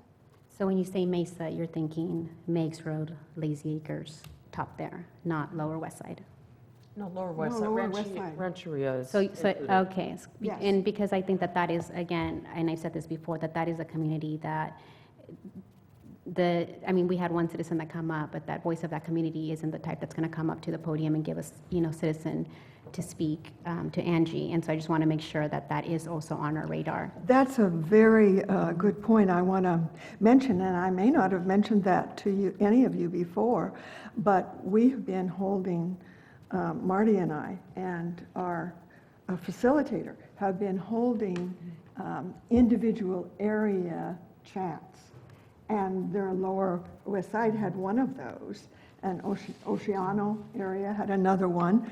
And we are taking that very seriously and folding those discussions into our final report. Marty? Yeah, I was going to say this task force is free to say whatever they want to say, though. So if they decide, and who knows what'll come out of it, because it's not until next month that we're going to adopt a report or anything like that. But if they want to say something about what they think SBCC ought to be doing, they can do that. That's nothing that we would stop them from doing or anything. But there is a discussion about, and a very strong discussion in all of the groups, that we should put together some kind of model, or that it would be recommended that we would have a model lease that landlords can use with the students. And that would be the perfect thing to make it more consistent around the college. So I think we're starting to get there. So I think you're both right in some ways. And I think that may be one of the recommendations, as well as something else that the college might want to do. So. So far, the issue of housing has been one more relationship. That is, relationships of landlords to the neighbors, or of students to the landlords. But we have one more meeting, so anything could happen, and Marjorie and I don't censor what they're choosing to discuss. Marcia? I was just going to say that it seems like after you have your meeting and the committee has formed kind of recommendations, it would be helpful to bring that back to us and hear about the process, and as well as the outcome, so we are more informed about that. Yeah, that's the whole intention. We'll bring it back probably next month.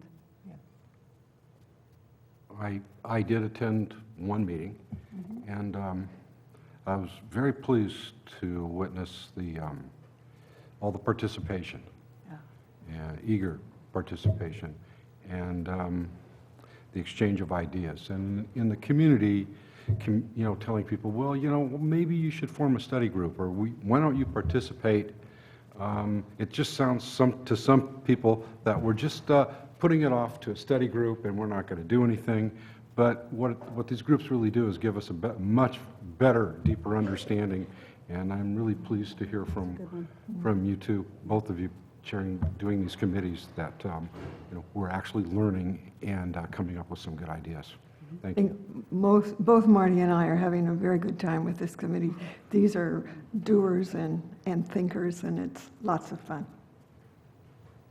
Peter? I was glad to hear you mention the power of the arguments on both sides.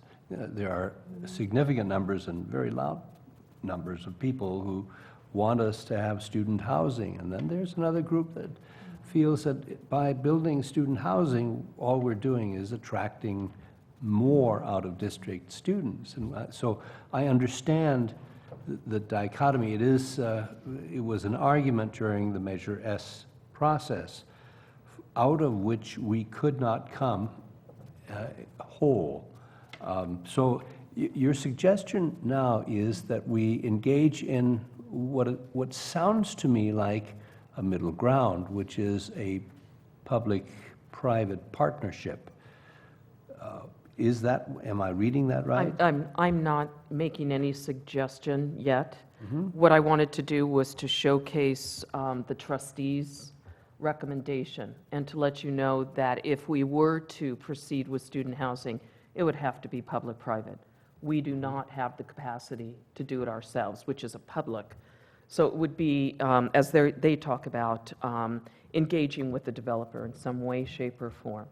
So that's what I was sharing there, but I'm not prepared at all to provide a recommendation or anything. And I need to be really clear, this particular NTF, Neighborhood Task Force, is very focused on town gown neighborhood wellness issues in the proximate, I would say, Marty, Marianne, 3 miles radius at most, right? So, and that's very specific. Now, the institution has put in a tremendous amount of resources and time and energy, including trustees, and trips up to San Luis Obispo to understand how that relationship evolved between the city, Cal Poly, San Luis Obispo, and Cuesta College. So it's a nice model that we're finding out. It's a nice model for how we tackle a particular problem. So that's also what I was alluding to. Great. Well, and I think, and I maybe want to hear from Jonathan, but I think when I read this, if they're coming from the lens and perspective of, I'm representing UCSB, so they're seeing and looking at the larger context of the different things that have unfolded. So as UCSB lens, they're saying, all right, well, City College, step up and you take care of something. And so I don't know what your take on this is. I think that you have a broader lens with your background. So I worked for the committee that wrote this report, just to put it out there. But I think the problem is Isla Vista is overcapacity. There's a lot of places, I give the famous example at a lot of other meetings in IV. I lived in a house that was meant for 10 people, but had 14 people in it last year. Most people are in that situation. So I think what they're getting at is that there's too many people for the amount of rooms to have someone live comfortably in an academic environment instead of having 4 people to a room that should have 2 or 3. So a lot of people, I think this is one of the biggest issues that we're going to deal with is housing and how we impact Santa Barbara County with the students we bring out of district. UCSB is required by the county for every new head they bring in to have a bed. From out of the district? No, for any new student, even if the student Right. lives in downtown Santa Barbara, their growth is directly tied to new beds. I don't think we're going to do that here, but I mean, that's their requirement from the county. They don't have the authority to. And UCSB doesn't have a district. No UC campus has a district. But that brings up a good point. I mean, I think when we start looking at and I don't know what our out-of-state recruitment is now, and I know during the recession, we upped international because of the tuition, and we needed that funds and our out-of-state, but I think that is something interesting to look at. At what percentage are we recruiting out of area and out of state, and can we support that either, as this work is going on with the city and also on campus? Interesting. I'm a little confused about the UC commitment on housing because I thought that what I had read was they were expanding by 5,000 students but building 2,000 dorms. Those 2,000 are only the ones that are being built today. There's another phase of housing that's going to go up in 2020. And does that correspond to the It's expansion? all to the 5,000 is accounted for in the new housing they're building. I was student body president. I mean, it would be ideal if we had an easier way to address it in terms of funding. When we're not funded to do it, it's much more of a struggle for us. But it's interesting to at least understand in their system what they can and expect to do. I just want to say one thing. UCSB and any UC isn't technically funded by the state to do housing. Those are auxiliary. So they debt finance. I don't know if we're able to do debt financing here. They're not. Yeah. Right, they're financed through the UC Office of the President, who leverages the entire UC system to underwrite these construction projects. And we don't have that ability to do that with our system. However, I will say Jerry Brown is very interested in having more campus-owned student housing for UCSB when they present at a Regents meeting. So that could be an avenue in the future that if the governor wants to support initiatives like that in the community college system, he has every right to. Well, it's very, Are there, excuse me, Craig? it's very critical to, even if we don't have the power to, or the ability to actually take action on some things, it's very critical to understand, you know, and especially in light of the real basic stuff and why UCSB is building those classroom buildings and why they're required to provide that. You know, when the more densely packed the population is in any given area, the more laws, rules, and regulations and support is needed to maintain a nice atmosphere, a workable atmosphere. And so if there's no controls and if they don't add those beds, the local problems gets worse. I look forward. What do we do here? I look forward to Marty and our facilitator, Dan, presenting to you the MESA report so that we can have a discussion of that based on what this community is thinking about in terms of the quality of life here. Yeah. Well, it sounds like it'll be a good discussion. Thank you. All right. Now we have reports from committee chairs. We're transitioning, of course, to new committees, but some of you may have committee reports from this last month. Fiscal committee met, and we've really already covered the topics. We covered the audit. We've discussed that earlier, and the other topic that we addressed was the schedule that we have for budget reporting, basically, to the fiscal committee, and that's as well on the agenda for you to see. So, would you like to just give a quick report on the facilities committee? I know you didn't know it was going to happen. You were the chair, so it was a good meeting. There was nothing of significance that we're going to vote on tonight. We looked at the progress of the various projects going on. One of the main topics we discussed was the now I forgot the initials. Too many acronyms. DSA. The DSA, thank you. Approval of things that we've already done that were never approved, but now they're getting approved through the state. The state engineers are going to approve this. And so as we get these approved, then everything will be totally put to bed and we can put it away and all records will be kept everywhere. So we're seeing all these reports that sound like we have projects that are still going to happen or haven't happened yet, but actually they're totally done. We just have to make all these presentations and put it completely to bed, all the paperwork. So that was a bit of our discussion. We talked about the scoreboard, which is still not done, and we're hoping in January. And then there's going to be issues with the college's use of the scoreboard for things coming up. But there's no measures that I recall that are on this agenda today to vote for. So, thank you. Yes. The Educational Policies Committee did meet, and our major issue was the equity policy that we looked at in great detail. The equity policy is mandated by the Chancellor's Office, is funded by the Chancellor's Office. We're required to make a set of recommendations as to how we will achieve the core goal of equity. And in equity here means that we recognize that we have at-risk students who are not doing as well as the students who are not at risk, and we need to close that gap. And that I was sincerely impressed by the quality of the report, and look forward to its implementation. Thank you, Dr. Haslam. Now, we have elected president and vice president, and we are going to move on to discussing the annual organizational meeting for 20. So, Awesome. yes, each year you set the organizational meeting for the next year, and so presented to you is a recommendation for you to take action to set our organizational meeting as December 10th, 2015. Motion to set that meeting for December 10th, 2015. Second. Marty, did you second? Thank you. All in favor? Aye. All right, thank you. Think you've got it set. Thank you. Then the next thing that we need to do is to appoint a representative and an alternate to the County Committee on School District Organization. I think we need to go to 5.4. Oh, did I skip something? Yeah, we do, but we got the other one. 5.4, this one. Oh, I'm sorry. It's okay.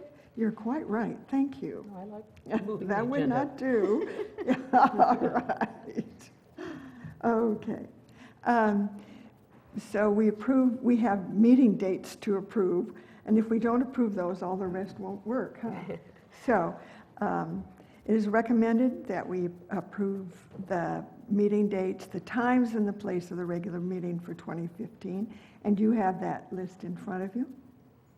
And there's no And the change. meeting times, and there are no, Changes from this prior year where we have one in July and one in November. I move approval. Second. all in favor? Aye. All right, now we do have meeting dates scheduled. Thank you. Then we have the standing committees of the Board of Trustees, and we have not formally set those up yet. So we have, at this moment, 3 standing committees, and the question is,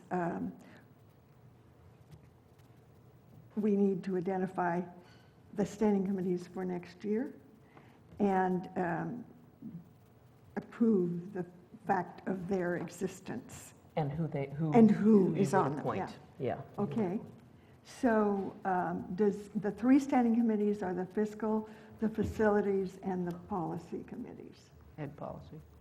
Pardon me? Ed policy. policies, yes.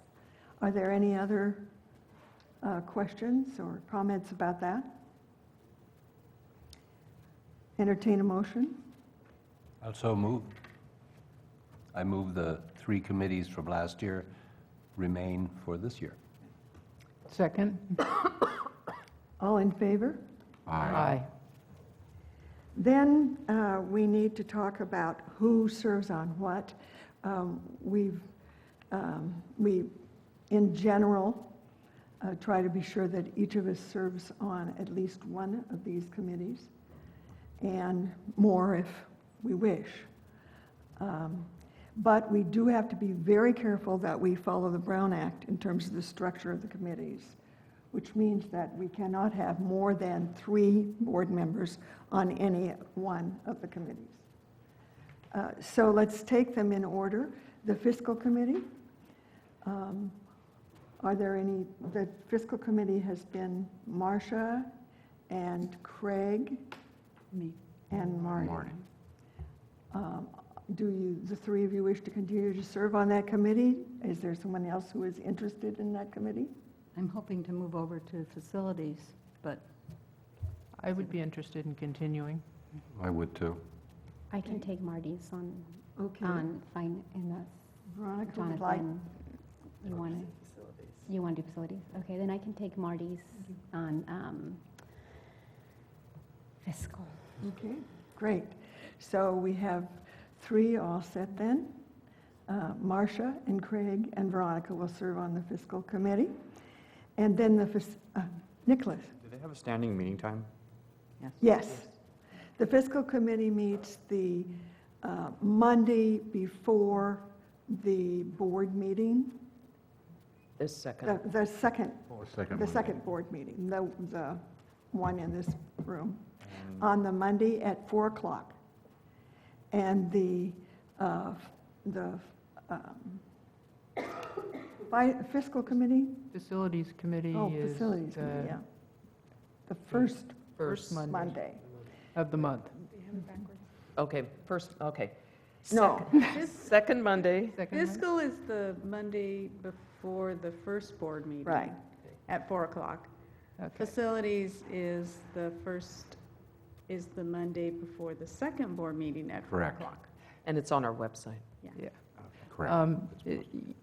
I'm just reminded, Nicholas, didn't you have a question about your role in these committees and whether or not, we still have Craig Price here, whether or not it would violate the Brown Act for Nicholas to attend these committees or be a member of any of these committees as a fourth person since he's a student trustee? A student trustee and not a voting trustee, therefore it would not be violative of the Brown. Okay. Great.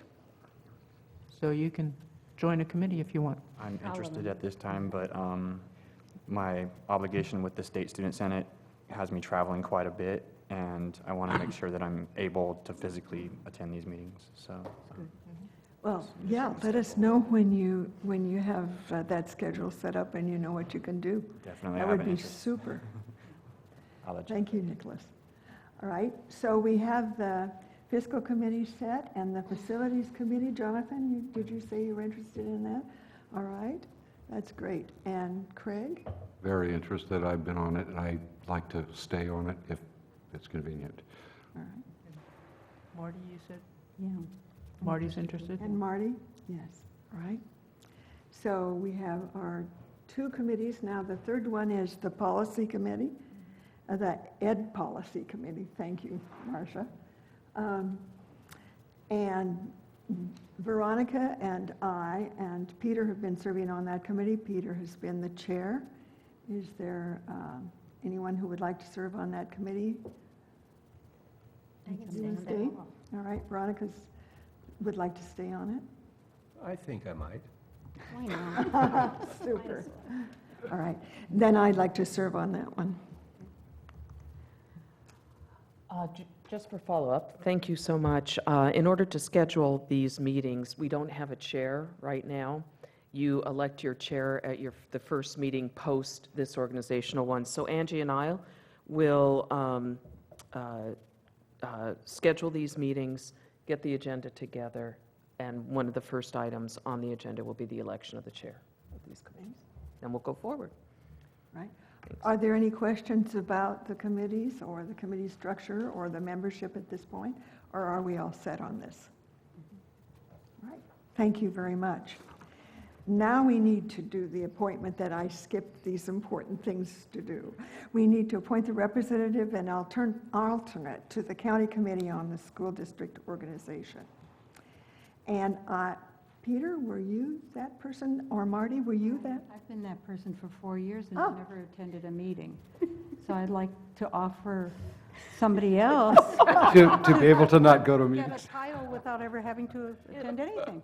And They don't meet? before you throw your hat into the ring, I'm just going to ask Craig to explain. This is the most odd structure, committee structure. So would you mind just taking a moment and explaining what it is? We've got him speechless for the first time. The county superintendent of schools is directed to schedule He's not going to. a meeting. I don't think he's going to come through on the tape. I know you were just getting settled. We will hear it. You certainly are going to want to go back and do this again. We'll quote you. Oh, amazing. What I will do for 10 seconds first, because I forgot when I was here before, but I wanted to introduce my colleague, Felicita Torres. She goes by Sita, And she has joined our firm in the last few months and is working on and will continue to be working on City College matters and is very excited about it. So she's been here for a few years, working at the federal court here in Santa Barbara, and we convinced her to come over and join us. And I heavily rely on not only younger but brighter people than I am to back me up and point in the right direction. But I figured this one out on my own. The county superintendent of schools is empowered to call a meeting at the end of every year of a single representative from each of the 20 school districts in the county and each of the 2 community colleges in the county. Each of those school districts and community colleges select the representative. And the purpose of that is for all of those folks to gather and to vote to fill vacancies when they occur on the county committee. This year, as is often the case, there were no vacancies on the county committee. Therefore, the meeting was not called. The county committee itself, of course, is involved with redistricting, the setting of boundaries, unifications, annexations, lapsations, and a variety of other matters that we don't hear much about, but when things that are within their jurisdiction come into play, they can be quite significant and quite controversial too. So that's all you'll hear from me. Thank you. Well, would you like to stay on that august committee, Marty? I had no idea it was that august, but I would be glad to stay on it. I mean, I'm interested in the subject matter, but it just hasn't happened, which is probably good for the stability of the county, but oh well. But you should have the opportunity to have a meeting. Yes. I will. I I'll think hold my that breath. It's obvious that you are probably the most qualified one Oh, here at the table to do this. Yeah. And good. I'm glad you said you would do it again. If anybody would like to accompany me to a meeting, we could have a party or something. I was and your, wait I for was the your call. alternate, remember? We never went anywhere. Oh, that's right. There you go. Do you want to stay as the alternate? As her alternate and not go too? And not go. And not go in case you can't go to something that's not scheduled. All right. Yeah. Glad Now watch, the this two will of be you the have year. Considered I know. the workload increase that you're going to have to Right. acquire. Right. We may have to, yeah, that's okay. So do we need a motion for this? Okay. Do we need a motion? All right. Yeah. Move to appoint Marty as our representative and Veronica as our alternate. Second. It's been moved and seconded that Marty be our representative and Veronica our alternate for the County Committee on School District Organization. All in favor? Aye. Opposed? Okay, that's done. Then we have to appoint a representative to the Santa Barbara City College Foundation Board for 2015. I've had the privilege of serving in that role up to this point.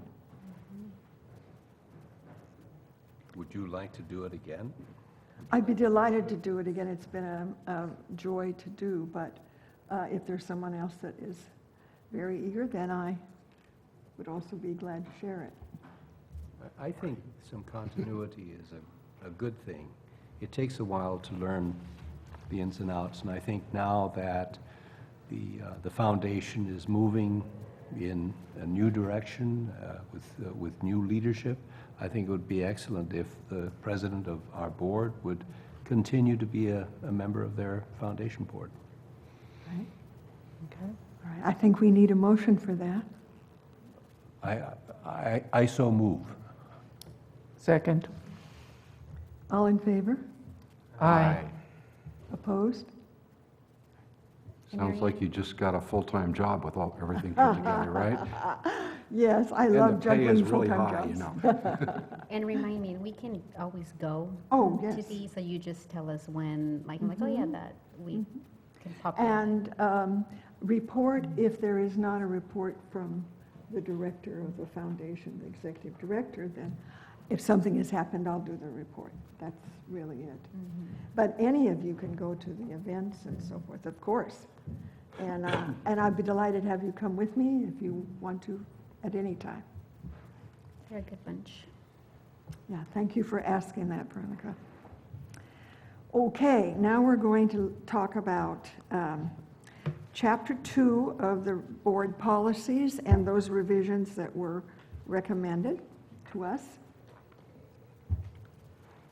And perhaps you want to take 5.9 through 5.12 together. They were presented for first reading last time, and there were no issues or concerns, and nothing has changed. So that's a All right. recommendation.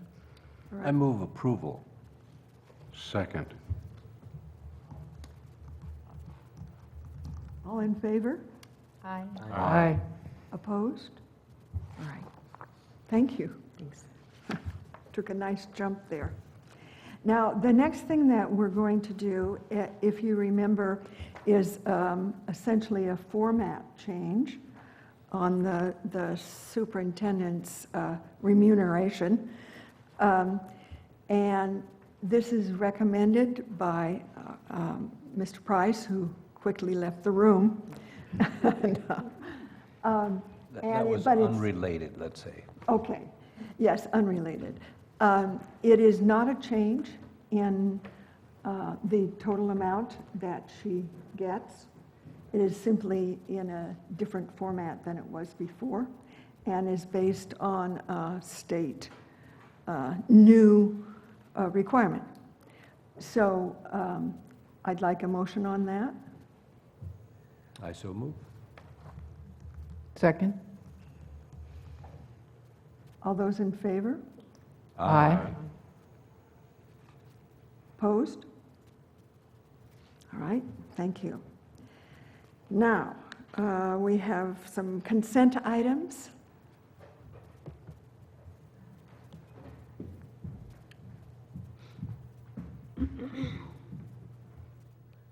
Good evening, members of the board. President Gaskin, welcome to our new trustee.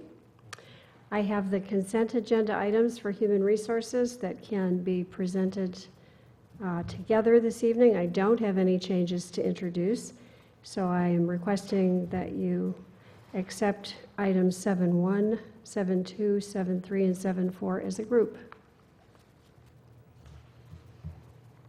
I'll move approval.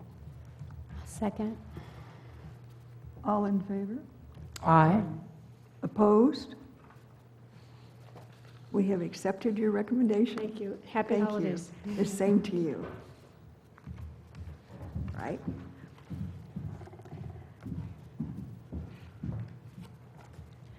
Good evening again. I'm bringing the consent items for item 8.1, new courses and course modifications for your approval. All right. Thank you.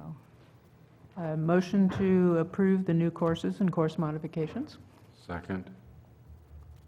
All in favor? Aye. Opposed? I think it's important to note for our new trustee that Oh, Dr. good point. I'm Monda- trying to Monda- speed things up, but sorry. Dr. Monda is presenting this because the Academic Senate has primacy over curricular matters. Thank you, Dr. Gaskin. Dr. Friedlander? Dr. Friedlander will be talking about other parts of the educational programs and presenting those to us. Great. Okay, so I have 8.2, recommend approval of stipends. All right. So move. Second. All in favor? Aye. Opposed? Great. Okay, thank you. And 8.3, this is significant, these sabbatical leave proposals, recommending approval. Dr. Gaskin maybe alluded to it earlier. So moved. Second? All in favor? Aye. Aye. Opposed? I'd just like to point out that on this one, we often benefit from the sabbaticals when faculty come back and give us really remarkable reports about some of their experiences. It's very exciting hear some of the remarkable things they do during their sabbatical. It is, I'm looking forward to having those reports again, because we had a hiatus in offering sabbaticals, so we haven't had those reports, but they'll be coming back. And it is a highlight. Yes. And the faculty really appreciate coming to the board, because it's just very reinforcing to them. For us too. Yeah, Thank you. it's just a nice celebration. So that will be in the Okay. spring from the sabbaticals last year. All right. And next is the very exciting student equity plan. Yes. That we Yeah. have in our packet. Sure, Lori, I Then appreciate I'll it, yeah. turn it over Thank to you. Thank you. This constitutes first reading of the Student Equity Plan. This was presented to the Educational Policies Committee about a week and a half ago or 2 weeks ago. So I want to frame this before Jack provides an overview of this. We've long had the requirement in Education Code to submit a student equity plan and to document and operationalize our efforts in addressing the achievement gap, the disparity in student success by different populations, at-risk populations. And for a long, long time, as a consequence of the recession and lack of funding at the state level, those plans have, while they've been very seriously taken at the local level, have simply kind of sat on the shelf at the state level. Due to a parallel process of greater accountability and expectations for our public institutions of education, we have been seeing much more interest at the state level about ensuring that we address those issues of equity. Certainly, Craig Price has alluded to it, and we've been talking long about that. And in fact, our mission statement speaks to providing those opportunities for all. Just recently, for the 14-15 budget, the legislature has allocated significant resources, $50 million statewide, to address issues of equity. In preparation for that, last spring, almost a year ago, I asked Jack to co-chair a committee that we have called the Student Access, Success, and Equity Committee. And that's the committee that has about, 90 members It on started it. with 65, but it kept on growing. They held a 3-day workshop in June in preparation for the guidelines for creating the student equity plan. Those guidelines were issued by the state in August. Faculty came back in late August and have been working very diligently, as everyone has alluded to address our interest, our goals, and our vision for student equity. We also kicked it off with our keynote speaker at All Campus Kickoff. You remember him, Manuel Pastor, who was absolutely wonderful. And the plan had a November 1st deadline that was frankly ludicrous to be able to meet with something so important and serious as this. The Chancellor's Office extended that into January, and that gave the college an opportunity to really continue to reflect on this. The Chancellor's Office recognizes that there will be revisions to this plan and have allowed us to make changes through the spring semester. But what is being presented is a collective wisdom and vision of this institution relative to student equity.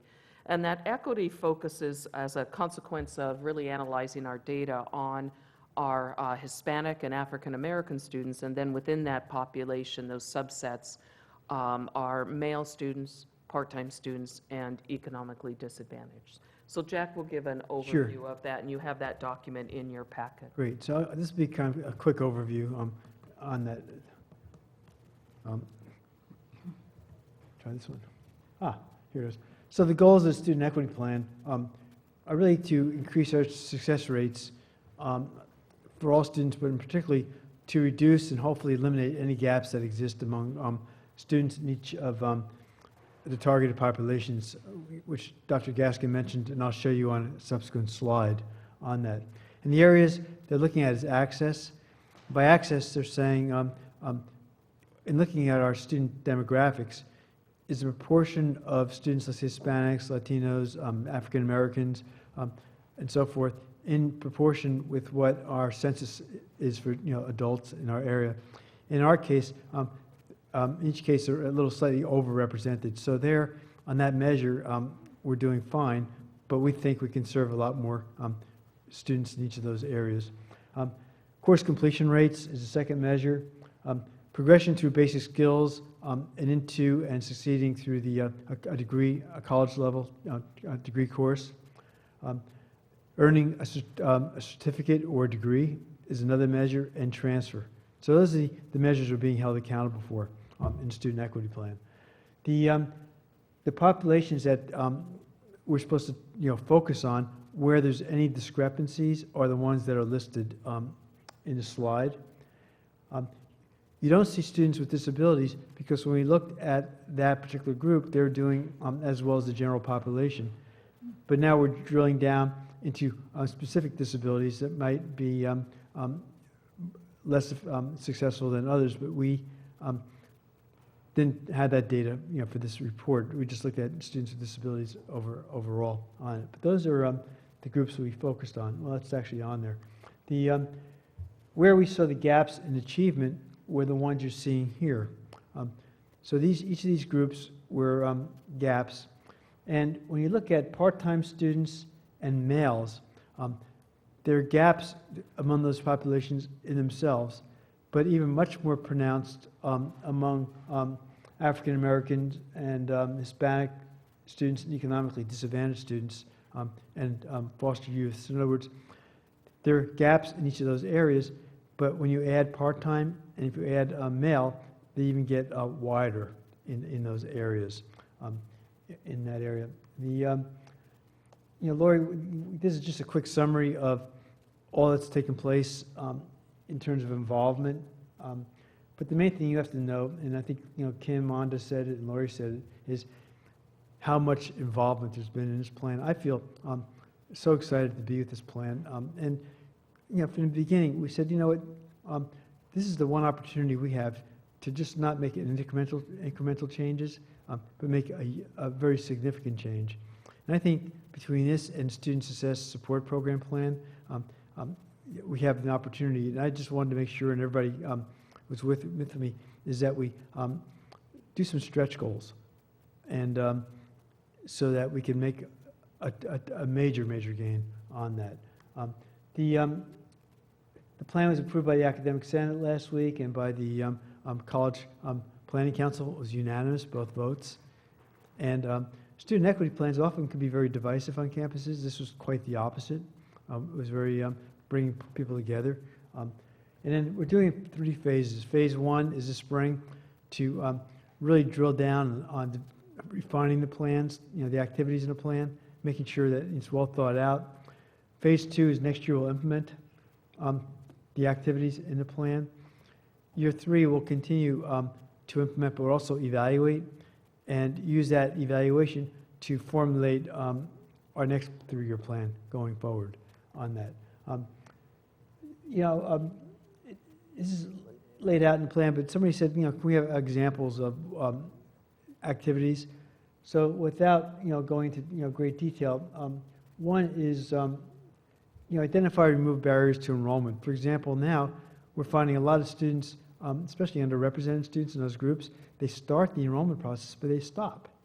So we're mounting, as I'm speaking, well, not right now, but a phone campaign, and we're looking at all those students, and there's a lot who started the application process but stopped somewhere along the way.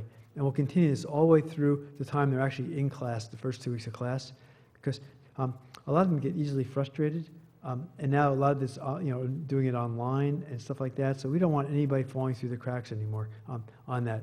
So providing the extra support, extra counseling support for them. The course completion rate, here we're looking at, we found in our analysis, there's certain courses that students must take that a large percentage don't do well in. So we'll be targeting those classes, working with the faculty, looking at what kind of activities and supports can we provide to reduce the attrition rates and W rates in those classes. And those classes usually enroll large numbers of students, and if they don't pass them, they don't drop out of college. They just don't take the right courses anymore. And so this is one of the many activities highlight in course completion. The other thing is we found that our Gateway, our ELPS program, and our very successful Express Success program don't serve part-time students. So we looked at underrepresented students who were in that program, each of those programs would do very well. But the part-time students who aren't in ELPS or Express Success do very poorly. And so now we're making a commitment to expand each of those programs to include part-time students to address that gap in there. The basic skills, getting students through the basic skills sequence, we're going to take a close look at our non-credit and credit ESL. Students do very well in those individual classes, but they don't make it through the sequence, and that's because time is the enemy.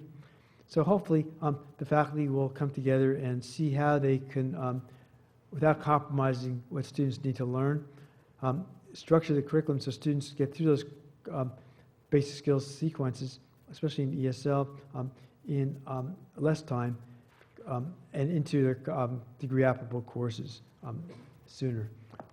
The degree and certificate programs, we have Express Success as our major initiative for basic skills students. The iPath Transfer Success Program, which we talked about earlier on in the fall, and I'll have it on the next slide on transfer, is for transfer students to get them through, increase their rates. But we really don't have anything for career technology education students. There's no structured initiative for that. So what this plan calls for in the spring and the summer, bringing our career technology faculty, counselors, and staff together to come up with what is a student success initiative that will increase the number of students in those programs who complete their certificates and or degrees into employment. So that's going to be a major initiative, and talking to some of the faculty in those areas, they're already coming up with some great ideas for what ought to be in that plan. That way we'll have comprehensive programs for all three areas, which is really critical in that area. Transfer, our major effort there is what we call the iPath Transfer Success Program, and that's having students, it's both a faculty development training thing where the students will be taking their GE courses in a very prescribed manner. The courses will be linked to a learning a theme, they'll have a common theme. We'll take a lot of the best, we'll have extra counseling and support services, extra tutoring, gateway tutors. So we're taking the best of what we learned from Express Success and applying it to our transfer programs. But we feel that this will greatly expand the number of students who complete their transfer degree, their transfer programs in 2 years or less and successfully transfer. This is one of our Title V grants that we just received to support this effort. Major effort is targeting the special populations as we did with the Express Success program, and we'll continue to do that in those areas. So that's basically a quick overview of the Student Equity Plan. It was a lot of work putting together, thinking through this plan, and as Kim said, there'll be even a lot more work making it happen, but that's the exciting part. And so my dream is now coming back here and after next year with some data to let you know that we are in fact moving that needle significantly and what we learned from our efforts. So that's it. I'm open for some questions. And I think we'd be remiss if we didn't recognize Priscilla Butler, as well as all of the individuals on the SASE, are we calling it, or SACE committee, but certainly Priscilla Butler and her work on the Student Equity Plan. Jack, I was just wondering, Ben, he mentioned that there was going to be like the different departments or faculty that are putting together proposals to present as to how to, and what is the review process for allocating that funding? I mean, because there's tons of ideas. Yeah. And so for both the SSSP, which Ben had the committee look at that, so they submitted proposals, resource request proposals. They ranked them, and they voted on which ones they were going to fund going for next year. What will happen in once school resumes in the spring semester, we take that through our governance processes, so they can give formal approval to what the recommendations of the committee are. Similarly, with the Student Equity Plan, we invited resource request proposals. We got a lot. So we had a meeting earlier this week on Monday to sort through those, and we'll be meeting the second week of January, the Student Equity Committee, to make its recommendations. And and at the same time, we're taking the Student Success Support Program resource recommendations to governance participatory. We'll do the student equity ones as well, so that everybody can see the whole package. because the two are complementary to one another, and that's the process. It's important to note that's the similar process we use for the Basic Skills Initiative Correct. funding, Correct. which has been with us for a decade. Right. So I think between those three sources of funds, we're in great shape in terms of. So who's they? So you said the first filter to rank them is they. Who's they? Well, You, Ben, or- the first filter has been the Student Success Support Committee, which is used to be Matriculation Committee. Mhm. So they've met and they've already ranked. Okay. We formed a new committee called the Student Equity Committee that Oscar Zavala from Counseling and I are co-chairing. And we had our first meeting on Monday, but then we'll be meeting again to do our rankings. And then now we'll go through the process. So it's that committee, which is made up of faculty, managers, classified staff, and students. Okay, so it's not that any one eliminates one. You take the whole packet, you rank them, next group reviews, ranks, next group reviews. No. So they do get filtered and eliminated as they come down We take the recommendations from the committee. from the first one, and then so you're reviewing what's already been eliminated. What our committee is looking at is what has been submitted. So we did our first screen just to sort out, all the proposals. We had, $1.4 million worth of proposals on student equity. And saying, okay, which ones would be already being funded by Student Success and Support Program Act, which ones are one-time, which ones are ongoing. And then we'll review that. And everybody has the packets now to study. And so when we come back in second week of January, we'll have all studied all the proposals in depth. I think what's really important to note is this is our standard process, whether we're talking about program review requests, we're talking about basic skills initiative requests. This has been how we've implemented resource requests. So it's worked very well. Yeah, I'm not questioning the process, Lori. I'm just asking what is the process so that it's clear. I'm sharing with you, though, that it's our standard process. But what we do on student equity, I put out a call to everybody, saying, here's the draft of the plan. Anybody has requests that would support the activities, go ahead and submit it. And submit it they did. And so the committee reviewing, you guys looked at so much data, and then all these people put all these ideas at the table. So now you're the committee, one of the committees reviewing. So what informs you as to make that recommendation as to what filters out? Because I'm assuming you're not going to go through all the data again. And so how is that process? Well, we look at the applications of which activities are you addressing, and looking at the magnitude of the impact, and how it complements the other items that are being requested to make the maximum impact for the dollars. Because we have 806,000 on the student equity, so we want to maximize the number of students served and making sure they're focusing on targeted populations. I think Jack actually made reference earlier to the evaluation process, and that the outcome will be seen statistically in terms of that population actually achieving the goals that we're, as a college, putting to them. And I think that's really where the rubber meets the road. It is, in the end. Yeah.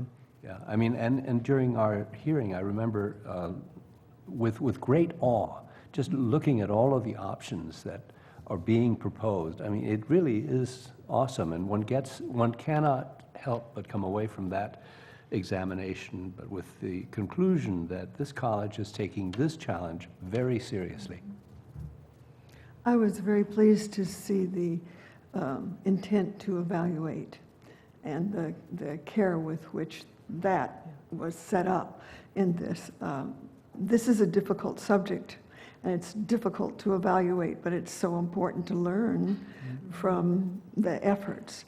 So I think the group that worked on this all should be congratulated for this. Yeah, I felt good. I knew it was going to be a winner from the summer workshop in terms of the ideas. That's where the ideas came from. That's where the draft of the plan got developed from. And so the bulk of it, it was really the summer workshop and fall, first meeting we had in the fall of the committee. And that's where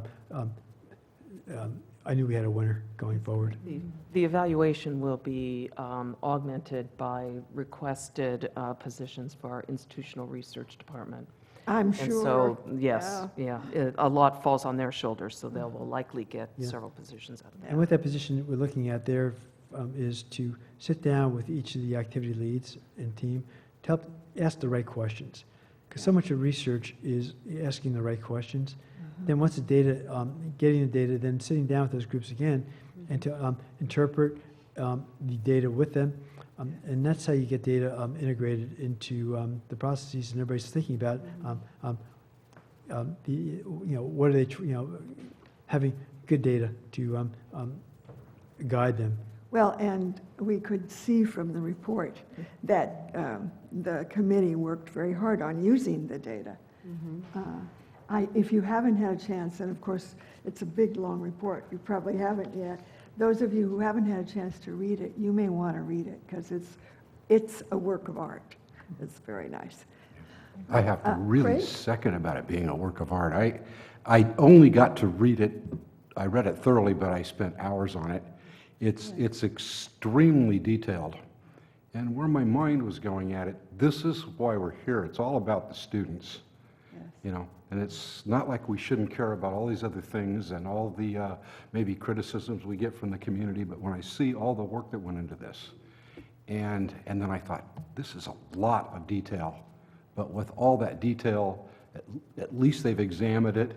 Yes. And these people are the faculty that made this college the #1 in the country. So if anybody has a chance to pull it off, they do.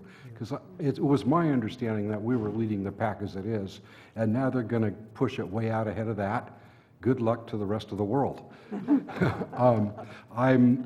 This is something we should be very proud of, even at this point, that we're even trying to become, so proficient at this and to really make a difference in our community and more than that. I wish we could put it on television, but the public's never going to read the vastness of this. But if anybody out there is interested, it's online. You can read the whole report and look at all the numbers, and I encourage you to do so. Thank you, Craig. Marcia? Well, I was going to add a thank you as well to the committee who worked so hard on this, and it's really very interesting. I'm hoping maybe after phase 1, we could spend some time as a board. I know the Ed Policies Group had a chance to discuss it in more detail, but I feel like there's a lot I could learn from a more informal discussion, perhaps, of some of the data and information in here. I'd just really like to hear about it, because I feel like I'm learning about our institution as I read it, and that would be very gratifying to hear in a more interactive way about it. And the other question I had, which is less important, but minor questions or issues that I might have about the report, is there just a way I could maybe email them to you or Dr. Sure. Gaskin or whatever? Well, I guess you usually work through Dr. Gaskin, but Yeah. sure. It's really minor stuff like, fine. did you mean academic progress or academic probation here? Yeah. That kind Yeah. of thing. Yeah. I think we can probably handle that kind of question. Exactly. It's not something we need to Yeah, discuss here. That's fine. No, I think, I appreciate everybody's observations. The initial draft had a lot more detail, and then, Priscilla came in and, edited it nicely to get it down to something that's much more readable. No, But it's the fact that it had all that detail was, that's the level of thought that went into that draft, the first draft of the plan. So thank you. Thank you, Jack. Lori, did you want to say No, something? I'm sorry, no. I'm holding my pen up. We're now ready for the business service consent agenda items. Joe?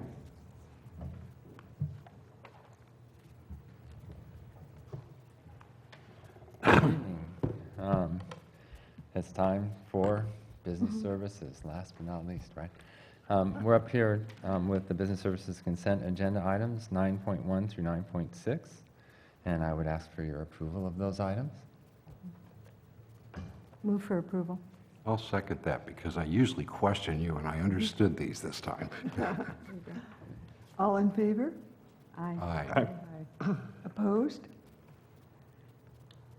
Thank you. We can move on to Section 10, business action items, which is, the first one is resolution number 21, which is budget transfers between major objects. And we can take these with 10.2, resolution number 22, which is the augmentation of revenue. Any questions? Oh, and we need to move approval, don't we? Move approval of Resolution 21 and 22. Second. Trustee Nielsen? Aye. Trustee Bloom? Aye. Trustee Croninger? Aye. Trustee Abud? Aye. Trustee Haslam? Trustee Aye. Gallardo? Aye. Trustee Kugler? Aye. Student trustee Style? Aye. And then resolution number 23 is the Santa Barbara County authorized signature forms and governing board delegation of board powers, duties. And we do this annually. We report to the county and provide this information for them. I'll move approval. Second. All in favor? Aye. Oh, wait, resolution. Oh, it is a resolution, darn. I forgot. Trustee Nielsen? Aye. Trustee Bloom? Trustee Croninger? Aye. Trustee Abud? Aye. Trustee Haslam? Aye. Trustee Gallardo? Aye. Trustee Kugler? Aye. Student trustee Style? Aye. Okay, and then I believe we can take resolution number 24, the adoption of the 10% progress payment retention amount for the West Campus classroom and office building project, and resolution number 25, which is adoption of 10% also progress payment retention amount for the campus center seismic and code upgrades projects. I move approval. Second. All in favor? Trustee Oh, Nielsen? other questions? Aye. Resolution. Yes. Trustee Bloom? Aye. Trustee It's getting Croninger? late. Aye. Trustee Abud? Aye. Trustee Haslam? Aye. Trustee Gallardo? Aye. Trustee Kugler? Aye. Student trustee Style? Thank you very much. And the last item is the acceptance of the audit report for the fiscal year ending June 30th, 2014, which was presented to you earlier. I move approval. Second. All in favor? Aye. Aye. Opposed? Just a procedural question, Madam President. Even resolutions do have, and I think you tried to interject, are there any questions? I think even during a resolution process, we can have some questions. Absolutely. Yes. Especially on things like audits. Yeah, well, This happens to be a beautiful, clean one, but yeah. right. And the last item is the fiscal committee reporting calendar for 2015. If you had any questions on it, I'd be glad to answer them. And that's for information. It's information, yes. Yes. So it's just- Okay, He- very good, thank you. Thank you. Pardon? He highlighted adjourn. I highlighted the wrong one, sorry. All right. Are there any other issues that we need to bring up or anything we need to discuss? If not, we are adjourned. So for future agendas.